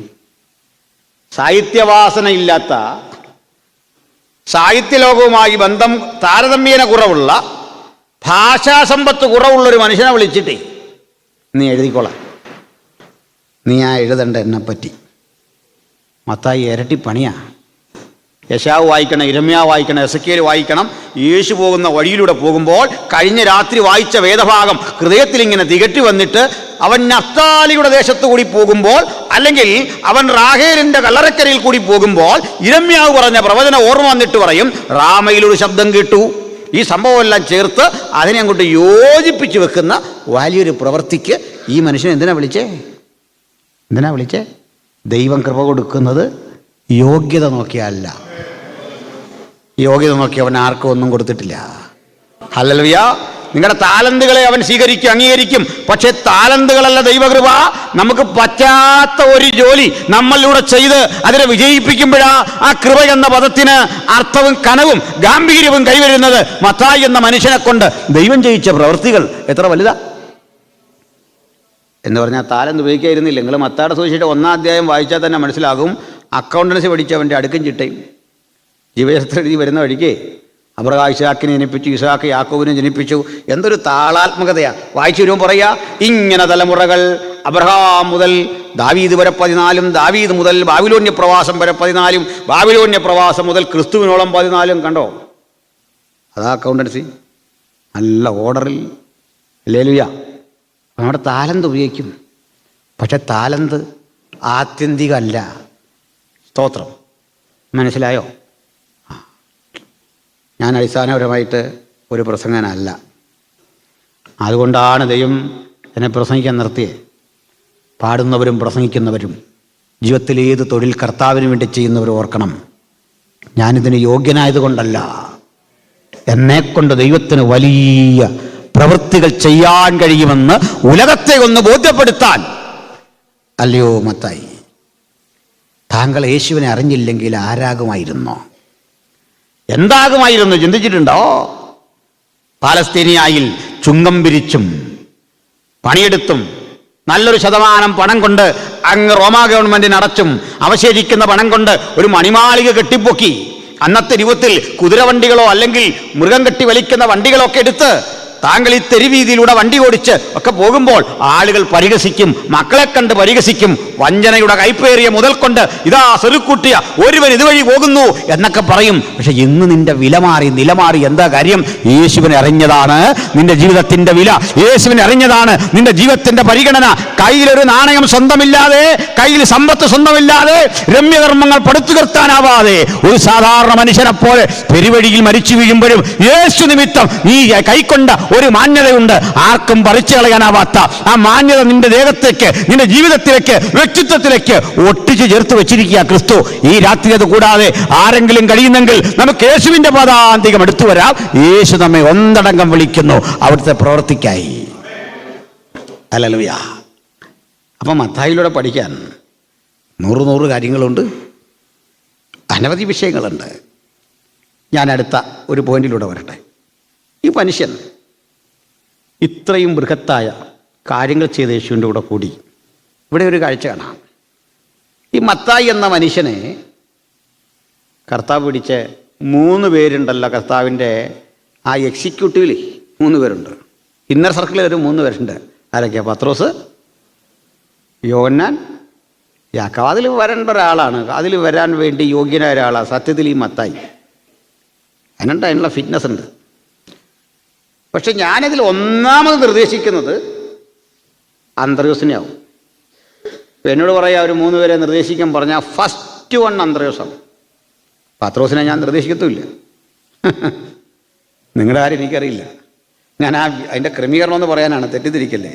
എന്നോട് പറയാം കർത്താവിനോട് കൂടെ ചേർന്ന് ഈ കാര്യങ്ങളൊക്കെ ഒന്ന് ചെയ്യാൻ നമുക്കൊരു കമ്മിറ്റി വേണം, ഒരു 3 പേരെന്ന് പറ. ഒന്നാം സ്ഥാനം അന്ത്രയോസാണ്. അത് കഴിവ് നോക്കിയല്ല, അന്ത്രയോസാണ് യേശുവിനെ ആദ്യം അനുഗമിച്ച ശിഷ്യന്മാരിൽ പേര് ചേർക്കപ്പെട്ട ആൾ. ഒന്നാമത്തെ ശിഷ്യനാരാ? അന്ത്രയോസ, പേരനുസരിച്ച്. രണ്ടാമൻ യോഹന്നാനാണെന്നാണ് നമുക്ക് മനസ്സിലാക്കാൻ സാധിക്കുന്നത്. 2 പേർ യേശുവിനെ അനുഗമിച്ചു, എൻ്റെ പിന്നാലെ വരാൻ പറഞ്ഞപ്പോൾ. യോഹന്നാനാണെന്ന് എങ്ങനെയാ ഞാൻ ഊഹിച്ച് എന്നറിയണ്ടേ? അവിടെ അങ്ങ് എഴുതിയിട്ടില്ല. പിന്നെ ഊഹിക്കാൻ കാരണം എന്താ? ഊഹിക്കാൻ കാരണം അറിയോ? ഇല്ല, ഊഹിക്കാനൊരു കാരണവും വേണ്ട. അത് തന്നെ കാരണം. ഇപ്പം പിടികിട്ടിയോ? വലിയൊരു മർമ്മമാണ് ഞാൻ പറഞ്ഞു. ഞാൻ സങ്കല്പിച്ചു എന്ന് പറഞ്ഞാൽ സങ്കല്പിക്കാൻ എന്താ കാരണം എന്ന് വെച്ചാൽ സങ്കല്പിക്കാൻ ഒരു കാരണവും വേണ്ട. എന്നാൽ ഒരു റീസൺ പറയാം, ശ്രദ്ധിക്കണം. യോഹന്നാൻ എങ്ങും പോയിട്ട് തൻ്റെ പേര് പറയാറില്ല. യേശുവിൻ്റെ ശിഷ്യന്മാരാരും സ്വന്തം കാര്യം പറയാറില്ല. എങ്ങും പോയി സ്വന്തം ഒരു കാര്യവും അല്ല. നമ്മളാണ് ഈ മത്തായിയുടെ സ്ഥാനത്തെങ്കിൽ ഈ സുവിശേഷം എഴുതിയ ഒരധ്യായം മുഴുവൻ നമ്മുടെ മാനസാന്തരകഥ എഴുതിയാനെ. ക്ഷമിക്കണം, ഞാനിവിടെ വന്ന് ഒത്തിരി പേരെ പരിചയപ്പെട്ടു. ഈ സ്ഥലം ചോദിക്കും. അപ്പോൾ ഇങ്ങനെ ചോദിച്ചു വരുമ്പോൾ, ചിലരോട് ചോദിച്ചു വരുമ്പോൾ നേരത്തെ മുതലേ വിശ്വാസത്തിലാണോ എന്ന് ചോദിച്ചാൽ ഈ പറഞ്ഞു വരുന്നവർ ആദ്യം പറയാൻ പോകുന്നത് ഞങ്ങളുടെ അപ്പച്ചനാ അവിടെ ആദ്യം ഈ വേല കൊണ്ടുവന്ന്. ഒരു സ്ഥലത്തെപ്പറ്റി 3-4 പേരെന്നോട് ഇങ്ങനെ പറഞ്ഞു. ഒരു സ്ഥലത്തെപ്പറ്റി ഒരു 3-4 പേര് പറഞ്ഞു. ഞാനിതെല്ലാം കേട്ട് നമ്മുടെ അസസേലിൻ്റെ ആടുണ്ടല്ലോ, ഈ കടുംതൂക്കായി കൊണ്ട് മലയെ മറിച്ചു വിട്ടെന്ന് പറഞ്ഞാൽ നമ്മൾ പോകാനുള്ളവനായിരുന്നു. അവരുടെ അപ്പച്ചൻ ആയിക്കോട്ടെന്നോർത്ത് അതൊക്കെ കേട്ടിരുന്നു. ഞാൻ അന്നേരം മനസ്സിലോർത്ത്, എൻ്റെ ദൈവമേ, രക്ഷിക്കപ്പെട്ടു എന്നൊരു കുറ്റമേ നമ്മൾ ചെയ്തുള്ളൂ, ഇതെല്ലാം കേൾക്കേണ്ടി വരുന്നല്ലോ. പോട്ടെ. പക്ഷെ ഇവരാരും ഇത് പറയില്ല.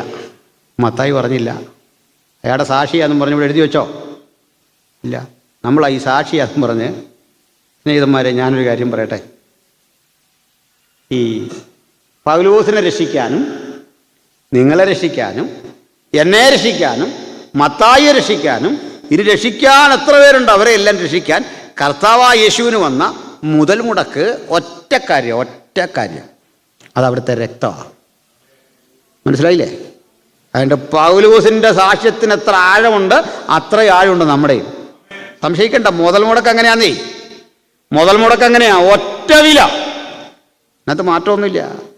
നമ്മുടെ രക്ഷ കുറഞ്ഞാണെന്നൊന്നും ഓർക്കണ്ട. പത്രോസിനെ രക്ഷിക്കാൻ ചിലവഴിച്ച അതേ മൂല്യമാണ് എനിക്ക് വേണ്ടിയും ചിലവഴിച്ച. സ്തോത്രം, ഹല്ലേലൂയ. അപ്പോൾ പറഞ്ഞു വന്നത്, ഈ മനുഷ്യൻ ഇന്ന സർക്കിളിലില്ല.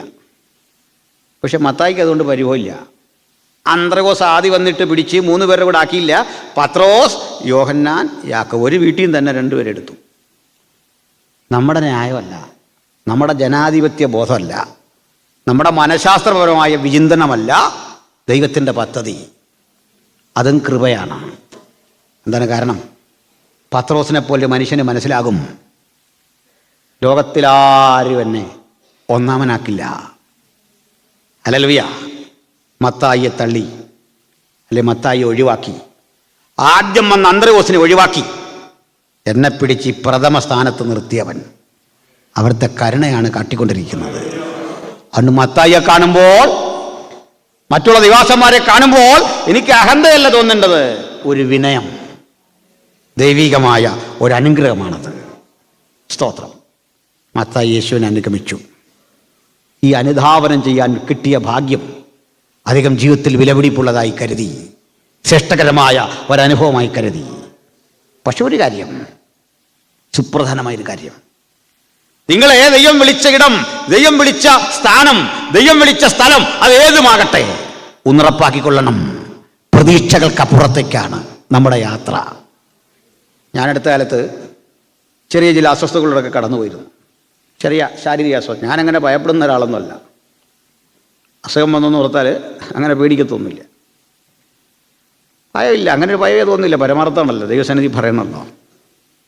മരിക്കുമെന്ന് പറഞ്ഞാലും ഭയമില്ല. എൻ്റെ കാരണം നമ്മുടെ ചിത്രൂടെ തീർന്നൊന്നും കണക്കൂട്ടിയാൽ മതി. നമ്മളിങ്ങനെ വിഷമിച്ച് കുറേ കൂടെ ആയുസ് നീട്ടിപ്പിടിച്ചിട്ട് പ്രത്യേകിച്ച് ഗുണമൊന്നും നമുക്കും ഇല്ല, സമൂഹത്തിനും ഇല്ല.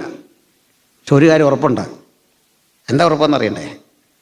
എൻ്റെ ജീവിതത്തിൻ്റെ പുതുമ എന്ന് ഞാൻ കാണുന്നത് ഇത്രേ ഉള്ളൂ. എല്ലാ ദിവസവും ഞാൻ ജീവിതത്തോട് പറയും, കുറേയൊക്കെ പ്രസംഗിച്ചു, കുറേ പേരെയൊക്കെ സ്നാനപ്പെടുത്തി, കുറേ പേരെയൊക്കെ വിശ്വാസത്തിൽ കൊണ്ടുവന്നു. പക്ഷേ ഞാൻ പറയും, ഇതല്ല ഞാൻ ചെയ്ത ഏറ്റവും വലിയ ശുശ്രൂഷ, ഞാൻ ചെയ്യാനിരിക്കുന്നതാണ് ഏറ്റവും വലിയ ശുശ്രൂഷ. വിശ്വസിച്ചാട്ടെ, ഞാൻ ചെയ്യാനിരിക്കുന്നതാണ് ഏറ്റവും വലിയ ശുശ്രൂഷ. ഇന്നുവരെ ചെയ്തതല്ല, അതിനപ്പുറത്ത് എന്നെക്കുറിച്ച് ദൈവം ആഗ്രഹിക്കുന്നൊരു കാര്യമുണ്ട്. അത് ചെയ്യാതെ ഇഹലോകം വിട്ടുപോകാൻ എനിക്ക് സാധിക്കില്ല എന്നുള്ള ഒരു ഉറപ്പ് നമ്മളെല്ലാം ബാധിക്കട്ടെ. ഇതുവരെ പാടിയതല്ല ഏറ്റവും ശ്രേഷ്ഠകരമായ പാട്ട്, ഇതുവരെ പ്രസംഗിച്ചതല്ല ഞാൻ പ്രസംഗിക്കാനിരിക്കുന്നതാണ്, ഇതുവരെ നിർവഹിച്ചതല്ല അതിലും കരുത്തുറ്റ കർമ്മനിരതമായ ഒരു ശുശ്രൂഷ ദൈവം നമുക്ക് വേണ്ടി ഒരുക്കി വെച്ചിരിക്കുന്നു. അതുകൊണ്ട് മത്തായി മനസ്സിലാക്കണം, ഇപ്പോൾ ഇവിടെ അനുഭവിച്ച ഈ സംതൃപ്തി ഉണ്ടല്ലോ, ഇതിനും അപ്പുറത്തൊരെണ്ണം ദൈവം കാത്തു വച്ചിരിക്കുന്നു. സ്തോത്രം. വഴികരി മനുഷ്യനെ എൻ്റെ അടുത്തൊന്ന് ഒത്തിരി ചോദ്യങ്ങൾ ചോദിച്ചു. ഞാൻ സുവിശേഷം പറഞ്ഞൊക്കെ വിശ്വാസി വന്നൊരു മനുഷ്യനാണ്. അപ്പോൾ അദ്ദേഹം ചോദ്യങ്ങളെല്ലാം ചോദിച്ചു ഇത്രേ ഉള്ളൂ. പാസ്റ്റർ പറഞ്ഞു, കർത്താവിനെ സ്വീകരിക്കുമ്പോൾ സന്തോഷം, സമാധാനം ഇതൊക്കെ കിട്ടും, ജീവിതം ഐശ്വര്യപൂർണ്ണമാകും. പ്രോസ്പിരിറ്റി എന്നല്ല കേട്ടോ. പക്ഷെ പാസ്റ്റർ പറഞ്ഞ സമാധാനവും സന്തോഷമൊന്നും എനിക്ക് കിട്ടിയില്ല. അതാ പരമാർത്ഥം. ഞാൻ പറഞ്ഞു, ഇവിടുത്തെ കൽപ്പനകളൊക്കെ പാലിച്ചോ? സ്നാനമേറ്റോ? അദ്ദേഹം പറയും സ്നാനമേറ്റു. ആത്മനിറവ് അനുഭവങ്ങളെ പ്രാപിച്ചോ? അപ്പം അദ്ദേഹം പറഞ്ഞു ഇല്ല. ഞാൻ പറഞ്ഞു, എന്നാൽ അതിനു വേണ്ടി ഇവിടെ പ്രാർത്ഥിക്കുക, ഇത് ഒരു കെട്ട അവസരം. അപ്പം അദ്ദേഹം പറഞ്ഞു, എനിക്കിതുവരെ സന്തോഷം ഉണ്ടായില്ല. ഞാൻ പറഞ്ഞു, അതൊക്കെ അങ്ങ് മാറും ബ്രദറെ, വേഗത്തിൽ മാറും. ഒരു 3 മാസം കഴിഞ്ഞ് അദ്ദേഹം എൻ്റെ അടുത്ത് വന്നിട്ട് പറഞ്ഞു, പാസ്റ്ററെ ഭയങ്കര സന്തോഷമാണ്. ഞാൻ എന്താ കാര്യം?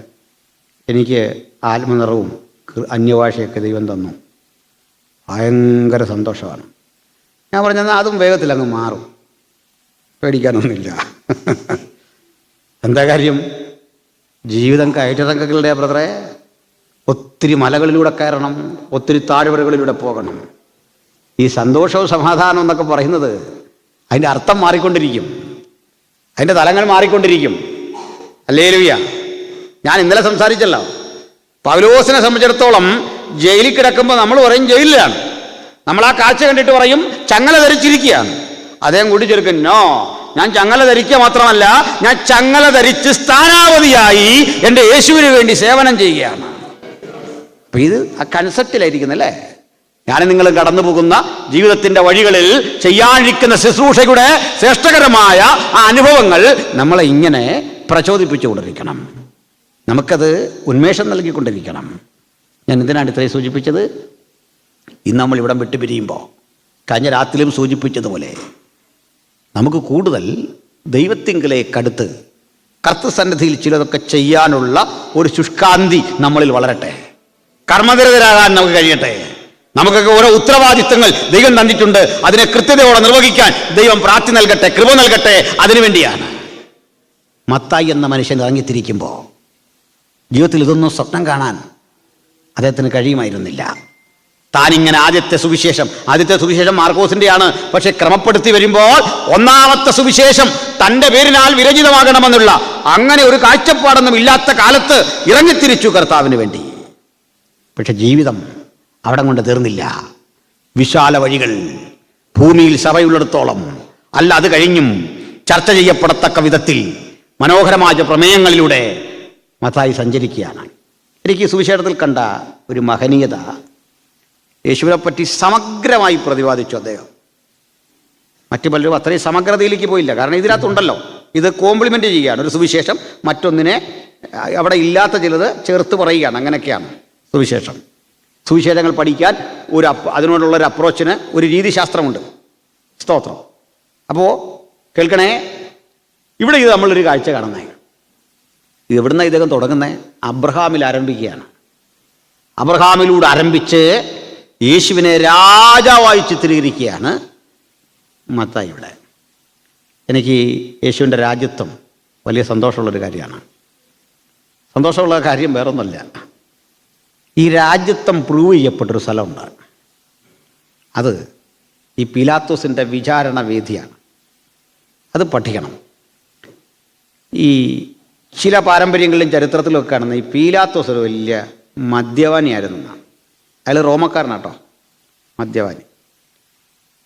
അപ്പോൾ അതിന് മീതയോ അല്ലെങ്കിൽ സമാന്തരമായിട്ടോ ഹെരോദ അവിടെ ഉണ്ട്. ഇവർ തമ്മിൽ അടിയാണ്. ഇതിലാരാണ് പ്രധാനി എന്ന് അവർക്കറിയില്ല. ഇതുവരെ അവർ തീരുമാനത്തിലെത്തിയില്ല. അപ്പോഴുണ്ട് സന്നിദ്രീൻ കൗൺസിൽ, പുരോഹിത കോടതികളൊക്കെ മാറി മാറി വിധിച്ചിട്ട് അത് ഹെരോദാവിലേക്കും ഏറ്റവും ലാസ്റ്റ് പീലാത്തോസിൻ്റെ അടുത്ത് വന്നു. നമുക്ക് ആ ഘട്ടമെല്ലാം പോകാൻ നേരമില്ല. അപ്പോൾ ഇവർ തമ്മിൽ സ്നേഹമായി. കാരണം ഇയാൾ അങ്ങോട്ട് വിട്ടു, അയാൾ ഇങ്ങോട്ട് വിട്ടപ്പോൾ പരസ്പരം അംഗീകരിച്ചതായിട്ട് തോന്നി. സുപ്രീം കോടതി ഇതാണെന്നുള്ള നിലയിൽ അവർ വ്യാഖ്യാനിച്ചു. അപ്പോഴും പീലാത്തോസിൻ്റെ ഇഷ്ടം യേശുവിനെ വെറുതെ വിടുക, അതാ താല്പര്യം. യേശുവിനോടുള്ള സ്നേഹമല്ല എൻ്റെ അടിസ്ഥാനം. അയാളൊരു വലിയ ജൂതവിരോധിയാണ്, ഒരു തികഞ്ഞ മതവിദ്വേഷിയാണ്. ജൂതന്മാരോട് ഭയങ്കര വെറുപ്പ്. അതുകൊണ്ട് അവർ എന്തു പറയുന്നോ അതിൻ്റെ ഓപ്പോസിറ്റ് ചെയ്യണം. അതാണ് വലിയൊരു സന്തോഷം. ചില ആൾക്കാർക്ക് അത് വലിയൊരു സന്തോഷമാണ്. നമ്മൾ എന്തോ പറയുന്നതിൻ്റെ ഓപ്പോസിറ്റ് ചെയ്യുന്ന അങ്ങനെയുള്ള പ്രവണതയുള്ളവരില്ലേ. ഇതുപോലെ സ്തോത്രം. പീലാത്തോസ് ചോദിച്ചു, എന്താ ഇത് പേരിലെ കുറ്റം എന്താ? അപ്പോൾ ഒരുത്തൻ പറയുകയാണേ, അതേ ദൈവാലയം പൊളിച്ച് 3 ദിവസം കൊണ്ട് പണിയാമെന്ന് ഇവൻ പറഞ്ഞു. അതിപ്പോൾ എന്താ കുഴപ്പം? നമ്മളീ പോകുന്ന വഴിക്കൊരു ബിൽഡിങ് കണ്ടേച്ച് പറയാ ഇത് തല്ലിപ്പൊളിക്കാൻ തോന്നുന്നു പറഞ്ഞാൽ ക്രിമിനൽ കേസ് എടുക്കേണ്ട കാര്യം വല്ലതും ഉണ്ടോ? നീ പീലാത്തോസ് പറഞ്ഞു കാണും. എൻ്റെ ഒരു അഭിപ്രായത്തിൽ ചോരന്മാരെ നിങ്ങളതങ്ങ് പൊളിച്ചിടും, പുള്ളി പണിയോ ഇല്ലയോ നമുക്ക് നോക്കാം. ഇവന്മാർ കേട്ടേച്ച് മിണ്ടാ പോയി കാണും. പൊളിച്ചാൽ അതിലും വലിയ കുറ്റം, അതിലും വലിയ പ്രയാസം. എങ്ങനെയാ? നമ്മുടെ ഒരു പാസ്റ്റർ ഞങ്ങളുടെ ഈ സംവാദമെല്ലാം കണ്ടിട്ട് പുള്ളി ഒരു ആവേശം കയറി സുവിശേഷം പറഞ്ഞ വഴിക്ക് നമ്മുടെ വ്യത്യസ്ത വീക്ഷണത്തിൽ നിൽക്കുന്ന ഒരു മതസമൂഹത്തിൻ്റെ ഗ്രന്ഥം അതിലിങ്ങനെ ഉണ്ടെന്ന് പറഞ്ഞു. അവർ പറഞ്ഞ് കാണിച്ചു തരാൻ പറഞ്ഞു. പുള്ളി ഇത് കണ്ടിട്ടൊന്നുമില്ല. ഇതിൻ്റെ ഇടയ്ക്ക് പോയി ഇത് ക്രോസ് ചെക്ക് ചെയ്യാനുള്ള സമയം വല്ലതും കിട്ടുമോ? ആ നേരത്തെ ഒരു സന്തോഷത്തിലങ്ങ് പറഞ്ഞതാണ്. പുള്ളി പെട്ടെന്ന് ഇങ്ങനെ കുറച്ച് നേരം ആലോചിച്ച് പറഞ്ഞു കൊണ്ടുവരാൻ പറഞ്ഞു. ആ മതഗ്രന്ഥം തന്നെ കൊണ്ടുവരാൻ പറഞ്ഞു. കൊണ്ടുവന്നു. പുള്ളി വായിക്കാൻ പറഞ്ഞു. എങ്ങനെ അറിയോ? അത് കാണുന്നത് വരെ വായിക്കാൻ പറഞ്ഞു, കണ്ടില്ല ഇനി പറഞ്ഞേക്കാൻ. മനസ്സിലായി? അത് കാണുന്നത് വായിക്കണം, കണ്ടില്ലേ നീ പറയാൻ പറഞ്ഞു. അപ്പോൾ ഞാൻ അന്നേരം ഓർത്ത് നമ്മുടെ ഒന്നും ഒരു ആവശ്യമില്ല. കാരണം ദൈവം തക്ക സമയത്ത് ഓരോ ബുദ്ധി കൊടുത്താൽ അത് മതി, ധാരാളമാണേ. അത് മതി, ധാരാളമാണ്. അപ്പോൾ എന്നോട് പുള്ളി പറയാം, എൻ്റെ പൊന്നച്ചാ ഞാൻ ഊരിപ്പോകുന്ന ഭയങ്കരമായിപ്പോയി. എന്നാ അന്നേരം അവർക്ക് മനസ്സിലായി ഇത് അപകടമാണല്ലോ, നിങ്ങൾ കണ്ടില്ലേ ഇനി പറയാൻ. മനസ്സിലായില്ലോ? പുള്ളിക്ക് കനത്തി പറഞ്ഞു കാര്യം. എന്ന് പറഞ്ഞ പോലെ ഇത് പൊളിച്ചിട്ട് കഴിഞ്ഞാൽ ആകപ്പാടെ ഗതികേടാവും, ആകപ്പാടെ വിഷയം ഉണ്ടില്ല. അപ്പോൾ ഒരുത്തിന് പറയണമെന്നുണ്ട്, കൈസർക്ക് നികുതി അടയ്ക്കരുതെന്ന് ഇവൻ പ്രസംഗിച്ച് ഞാൻ കേട്ടതാണ്. വക്കീൽ പറഞ്ഞ് അങ്ങനെ പറയല്ലേ, കാരണം അയാൾ നികുതി അടച്ച രസീത് കൈ കാണും. പത്രോസിൻ്റെയും പുള്ളിയുടെ നികുതി മത്സ്യത്തെ ചൂണ്ടയിട്ട് പിടിച്ച് വലിയ പ്രചാരമായ വിഷയമാണ്. അത് വല്ലതും കാണിച്ചു പോയാൽ കോട്ടലക്ഷ്യം വരും. നിൻ്റെ കാര്യം പോക്ക് ആവശ്യമില്ലാത്ത പറയാം, അവിടെ ഇരി ഉണ്ടരുത്. ഈ നല്ല പ്രതി എന്ന് പറഞ്ഞാൽ വക്കീൽ പറഞ്ഞാൽ കേട്ടാൽ മതി, അല്ലേ വലിയ പാടാണ് അവിടെ ചെന്ന്. മനസ്സിലായോ? കാരണം എന്ന് വെച്ചാൽ ഒരിക്കൽ ഒരുത്തൻ എങ്ങനെ പറഞ്ഞിട്ടും രക്ഷയില്ല. കോടതി കയറി ഇങ്ങനെയൊക്കെ പറഞ്ഞു കഴിഞ്ഞാൽ കളി അങ്ങ് മാറും, വലിയ പ്രയാസമാണ്. അപ്പോൾ വക്കീൽ ഗതി കെട്ടിട്ട് പറഞ്ഞൊരു കാര്യം ചെയ്യും, ഞാനൊരു പ്രത്യേക അഭ്യാസം നിന്നെ പഠിപ്പിക്കാം. നിന്നോട് നീ എങ്ങനെ മറ്റേ വക്കീൽ ചോദിക്കും അപ്പോഴൊക്കെ നീ ഈ ഞഞ്ഞാമിഞ്ഞാ പറഞ്ഞല്ലോ പറഞ്ഞാൽ മതി. അതായത് ഉണ്ടല്ലോ ഇങ്ങനെ കാണിച്ച് ഈ ബപ്പ അടിച്ച് നിൽക്കണം, ബാക്കി ഞാൻ എട്ടെന്ന് പറഞ്ഞു. അത് ഭയങ്കര ബുദ്ധിയായിപ്പോയി. കാരണം ഇവനോട് ചോദിക്കും, ഇങ്ങനെ ചോദിക്കുക, പുള്ളി ബാ ഇങ്ങനെ കാണിച്ച് ഓരോ കൈക്കറികളൊക്കെ കാണിച്ച് നിൽക്കും. ലാസ്റ്റ് കോടതി തന്നെ മടുത്തിട്ട് ഈ കേസ് അങ്ങ് സസ്പെൻഡ് ചെയ്തു, പിന്നെ വെറുതെ വിട്ടു. ഈ വക്കീൽ ഭയങ്കര കഴിവുള്ളവനായിരുന്നു. പക്ഷെ കഥ അവിടെ കൊണ്ട് തീർന്നില്ല. ഇതിന് പുറത്തിറങ്ങിക്കഴിഞ്ഞപ്പോൾ ഈ കേസ് വിജയിച്ച വക്കീൽ ഫീസ് ചോദിച്ചു. നമുക്ക് പിരിയണ്ടേ, ആ പൈസയൊക്കെ ഏർപ്പെടാൻ നമുക്ക് ഉമസന് കൊടുക്കണം, ക്ലാർക്കിന് കൊടുക്കണം. ഇപ്പോൾ കേസ് വിജയിച്ചു, സന്തോഷമൊക്കെ ഉണ്ടോ അതെല്ലാം ഇങ്ങനെ ഇരിക്കുക. ഫീസ് ചോദിച്ചപ്പോഴേക്ക് പുള്ളി വീണ്ടും ഈ പപ്പ കാണിച്ചു. ഒത്തിരി വലിയ മിടുക്കരായിരുന്നു വക്കീൽ ഇങ്ങനെ കാണിച്ചു. എന്താ പറഞ്ഞു തന്നെ, ഇതുപോലെ കോട്ടിക്കിടന്ന സംഭാഷണ പീലാത്തോസിനിങ്ങനെ ബോധം. അവസാനം പീലാത്തോസ് നേരിട്ട് വിചാരണ ചെയ്തു, അടിയെല്ലാം കൊടുത്തിട്ടാണ്. ഞാനോർക്കും ആ രംഗം, ഒരു മനുഷ്യരെ മാനസികമായിട്ട് തറക്കാവുന്ന പരമാവധി തകർത്ത് കൊണ്ട് നിർത്തിയിരിക്കുക. പക്ഷെ യേശുവിൻ്റെ മനസ്സൊന്നും തകരില്ല, അത് വേറെ കാര്യം. യേശു നടക്കണം നിർത്തി, ഭീകരമായ ആക്രമണം നടത്തി, ചാട്ടക്കടിച്ചു, തലയിൽ മുൾക്കിരീടം വെച്ചു. സ്തോത്രം. ഞാൻ ഈ മുൾക്കിരീടത്തെപ്പറ്റി പലയിടത്തും പറയാറുണ്ട്. ഒരു കാര്യം പറയട്ടെ, നിങ്ങൾ ഇസ്രയേൽ പോഴക്കറിയാം, അവിടെ ഈ മുള്ളിങ്ങനെ നിൽപ്പുണ്ട്. അത് നമ്മൾ പറിക്കാനൊന്നും പാടില്ല, വളരെ പ്രൊട്ടക്റ്റ് ചെയ്യുന്ന അവിടെ സർക്കാർ. നമുക്ക് വേണേൽ വില കൊടുത്താൽ അതിൻ്റെ ഒരു കിരീടം കിട്ടും, അപ്പുറത്തും വില കൊടുക്കണം. ഇത് പറിക്കരുതെന്നാണ് കർശന നിർദ്ദേശമാണ്. ഞാൻ എന്തും വരട്ടെ എന്ന് കരുതി ഒരെണ്ണം അങ്ങ് പറിച്ചു, ഒരു മുള്ള. പറിക്കാൻ കാരണം വേറൊന്നുമല്ല, സിമ്പിളായിട്ട് എൻ്റെ കാരണം പറയാം. എന്നോട് ചോദിക്കും എന്തിനാ അത് പറിച്ചതെന്ന് ചോദിച്ചാൽ ഉത്തരം വളരെ ലളിതം, കാരണം ഞാനൊരു മലയാളിയാണ്, അത് തന്നെ കാര്യം. മനസ്സിലായോ? നിങ്ങൾക്കെല്ലാം വേണ്ടി ഞാൻ ചെയ്തതാണ്, അതിന് നിങ്ങൾ എന്നെ കുറ്റപ്പെടുത്താതെ. ഞാനും വലിയ രസം കേട്ടു, ഇത് ലൈവിൽ പോവല്ലേ. ഞാനിതേ കാര്യം നമ്മുടെ ബഹുമാനപ്പെട്ട PC ചെറിയാൻ പാസോട് പറഞ്ഞു. പുള്ളി പറയാ, ഞാനും ഒരെണ്ണം പറിച്ചു. മനസ്സിലായില്ലേ? ഞാനവിടെ ചെന്ന് വെച്ചാൽ ഞാനിങ്ങനെ ഒരു സാധനം പറിച്ചു. പുള്ളി പറയാം ഞാനും ഒരെണ്ണം പറിച്ചെന്നു. അപ്പം എനിക്ക് മനസ്സിലായി ഇതൊന്നും ഒരു പുതുമയുള്ള കാര്യമല്ല. വളരെ വിഷയം എന്താണെന്ന് വെച്ചാൽ ഇതിലൊരറ്റ ഒന്ന് ശരത്ത് കൊണ്ടു, നഖത്തിനിടെ കൊണ്ടു. അല്ലെങ്കിൽ ഈ കുറ്റകൃത്യം കാണിക്കുമ്പോൾ ഒരു എന്തെങ്കിലും നമ്മളവിടെ ചെയ്തു നോക്കും, അതാ കാര്യം.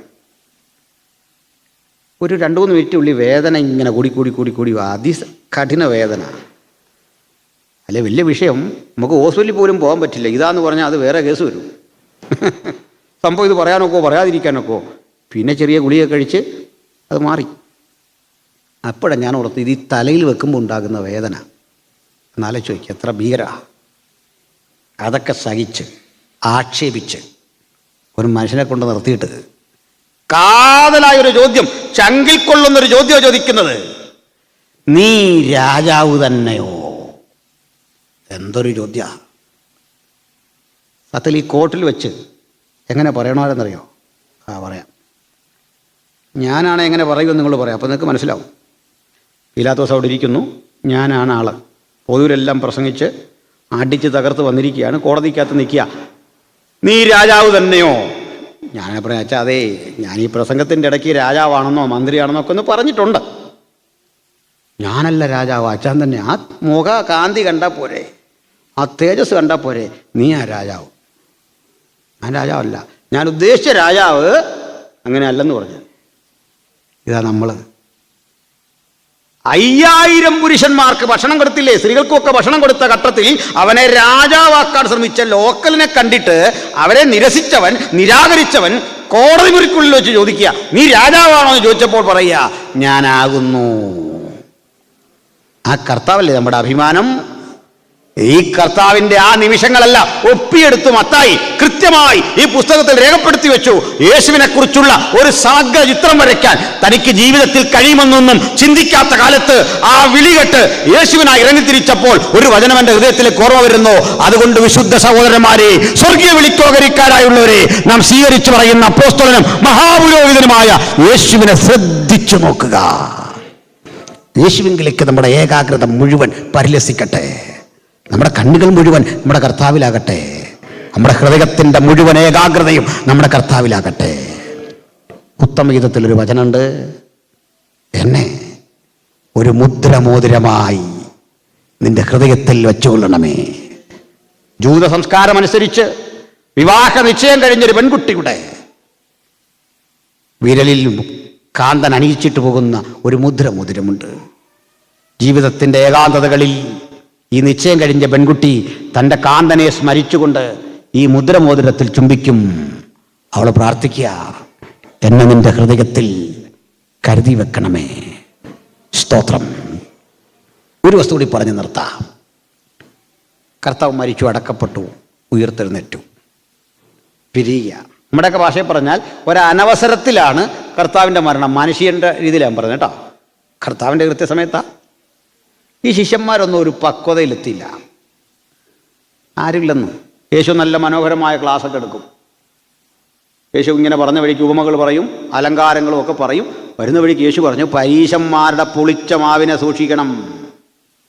പത്രോസ് അപ്പോഴേ അന്ത്രയോസിനെ തട്ടിയിട്ട് പറഞ്ഞു, നമ്മൾ രാവിലെ ചപ്പാത്തി ഉണ്ടാക്കിയത് പാളി. ഞാൻ നിന്നോട് പലവട്ടം പറഞ്ഞ നല്ല ആട്ടം മേടിക്കണം എന്നൊക്കെ പറഞ്ഞു. കണ്ടോ, ഗുരു ഇപ്പോൾ അത് കണ്ടുപിടിച്ച കണ്ടോ. ഇത്തരം ശിഷ്യന്മാരായിരുന്നു യേശുവിന്. പ്രശ്നം വന്നു കഴിഞ്ഞപ്പോഴേക്ക് ഒരു ധൈര്യം ഇല്ലാത്ത കുറേ പേര്. ഞാൻ ചിലപ്പോഴൊക്കെ എൻ്റെ ചെറിയ മനസ്സുകൊണ്ടേ, ഞാൻ പേര് പോലെ ഒരു തനി ഗ്രാമീണനായൊരു സഹോദരൻ, ഇന്നലെയും പറഞ്ഞല്ലോ, ഒരു തോട്ടം തൊഴിലാളി, ഇന്നലെ പറഞ്ഞ പോലെ ഞാനും അങ്ങനെ തന്നെ ജനിച്ചിരിക്കുന്നു എന്ന് പറഞ്ഞ പോലെ ഒരു പാരമ്പര്യം എനിക്കുള്ളത്. അപ്പോൾ ആ ഒരു നിലയിൽ സംസാരിച്ചാൽ, ചിന്തിച്ചാൽ, ഈ പത്രോസ് എന്ന് പറയുന്ന മനുഷ്യൻ, അന്ത്രയോസ് എന്ന് പറയുന്ന ഈ ചെറുപ്പക്കാർ, അവരെന്താ പഠിച്ചേ? പക്ഷെ ഞാൻ സ്വകാര്യതയിൽ ചിന്തിക്കും, കർത്താവേ, 12 ശിഷ്യന്മാരുടെ കൂടെ അങ്ങ് എന്നെയാണ് ഒരാളാക്കി തിരഞ്ഞെടുത്തെങ്കിൽ ഒരു കാര്യം ഞാൻ നിനക്ക് ഉറപ്പ് തരാം, വലിയ കാര്യമൊന്നുമല്ലെങ്കിലും ഞാൻ യവന്മാരെ പോലെ ആകുകയില്ലായിരുന്നു. നമ്മുടെ സ്വാർത്ഥതയൊക്കെ ആയിരിക്കും. നമുക്ക് അങ്ങനെയൊക്കെ ചിന്തിക്കുന്നതിന് തടസ്സമൊന്നുമില്ല കേട്ടോ. പക്ഷെ അന്നത്തെ സ്ഥിതി നമുക്ക് അറിയില്ലെന്നേ, അറിയില്ല. അപ്പോൾ എന്നെ കർത്താവ് പഠിപ്പിച്ചൊരു കാര്യമുണ്ട്, നീ അവരെക്കാൾ ശ്രേഷ്ഠനാണ്. കർത്താവ് പഠിപ്പിച്ചെന്ന് സംശയണ്ട. ഞാനും നിങ്ങളും 12 ശിഷ്യന്മാരെക്കാൾ ശ്രേഷ്ഠനാണെന്ന് പ്രോട്ടോക്കോളൊന്നുമല്ല പറഞ്ഞേ. അവരെക്കാൾ പ്രതിഫലത്തിന് അർഹരാണ് നമ്മൾ. എന്താ കാര്യം? സംശയണ്ട. ആ സംശയം തീർത്തേപ്പാവും. മത്തായിയേക്കാൾ, പത്രോസിനേക്കാൾ, യാക്കോബിനേക്കാൾ, അന്ത്രയോസിനേക്കാൾ പ്രതിഫലത്തിന് അർഹരാണെന്ന് ഞാനും നിങ്ങളും. പതലോസിനെ കൂട്ടുണ്ട്, അത് വേറെയാ, അക്കൗണ്ട് വേറെയാ. എന്താ പറയാൻ കാരണം? അല്ലെ അത് വാദിച്ച് മേടിക്കും നമ്മൾ കർത്താവിൻ്റെ ഇടയിൽ. എന്താ കാര്യം എന്നറിയണ്ടേ? അത് വാദിക്കാൻ പറ്റുമെന്നേ നമുക്ക്. എന്താ കാര്യം? കർത്താവേ, അങ്ങ് 5 അപ്പം എടുത്ത് വാഴ്ത്തി നുറുക്കി കൊടുക്കുമ്പോൾ അതിലൊരു ഭാഗം കൈപ്പറ്റാൻ ഞങ്ങളാരും അവിടെ ഉണ്ടായില്ല. അങ്ങ് കടലിൻ മീതെ നടക്കുമ്പോൾ ആർപ്പുവിളികളോട് എതിരേൽക്കാൻ ഞങ്ങൾക്ക് ഭാഗ്യമുണ്ടായില്ല. ഞങ്ങളവിടെ ഇല്ല. യായിറോസിൻ്റെ മകളെ ഉയർപ്പിക്കുന്നത് ഞങ്ങളാരും കണ്ടില്ല. അങ്ങ് ഉയർത്തെഴുന്നേറ്റ് വന്ന് ഞങ്ങളുടെ കൺമുമ്പിൽ നിന്നില്ലല്ലോ.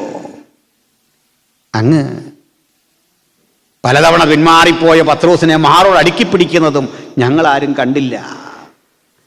അങ്ങ് അത്ഭുതം ചെയ്തത്, അടയാളം ചെയ്തത്, വീരപ്രവൃത്തികൾ ചെയ്തതെന്നും ഞങ്ങൾ ഈ കണ്ണുകൊണ്ട് കണ്ടില്ല.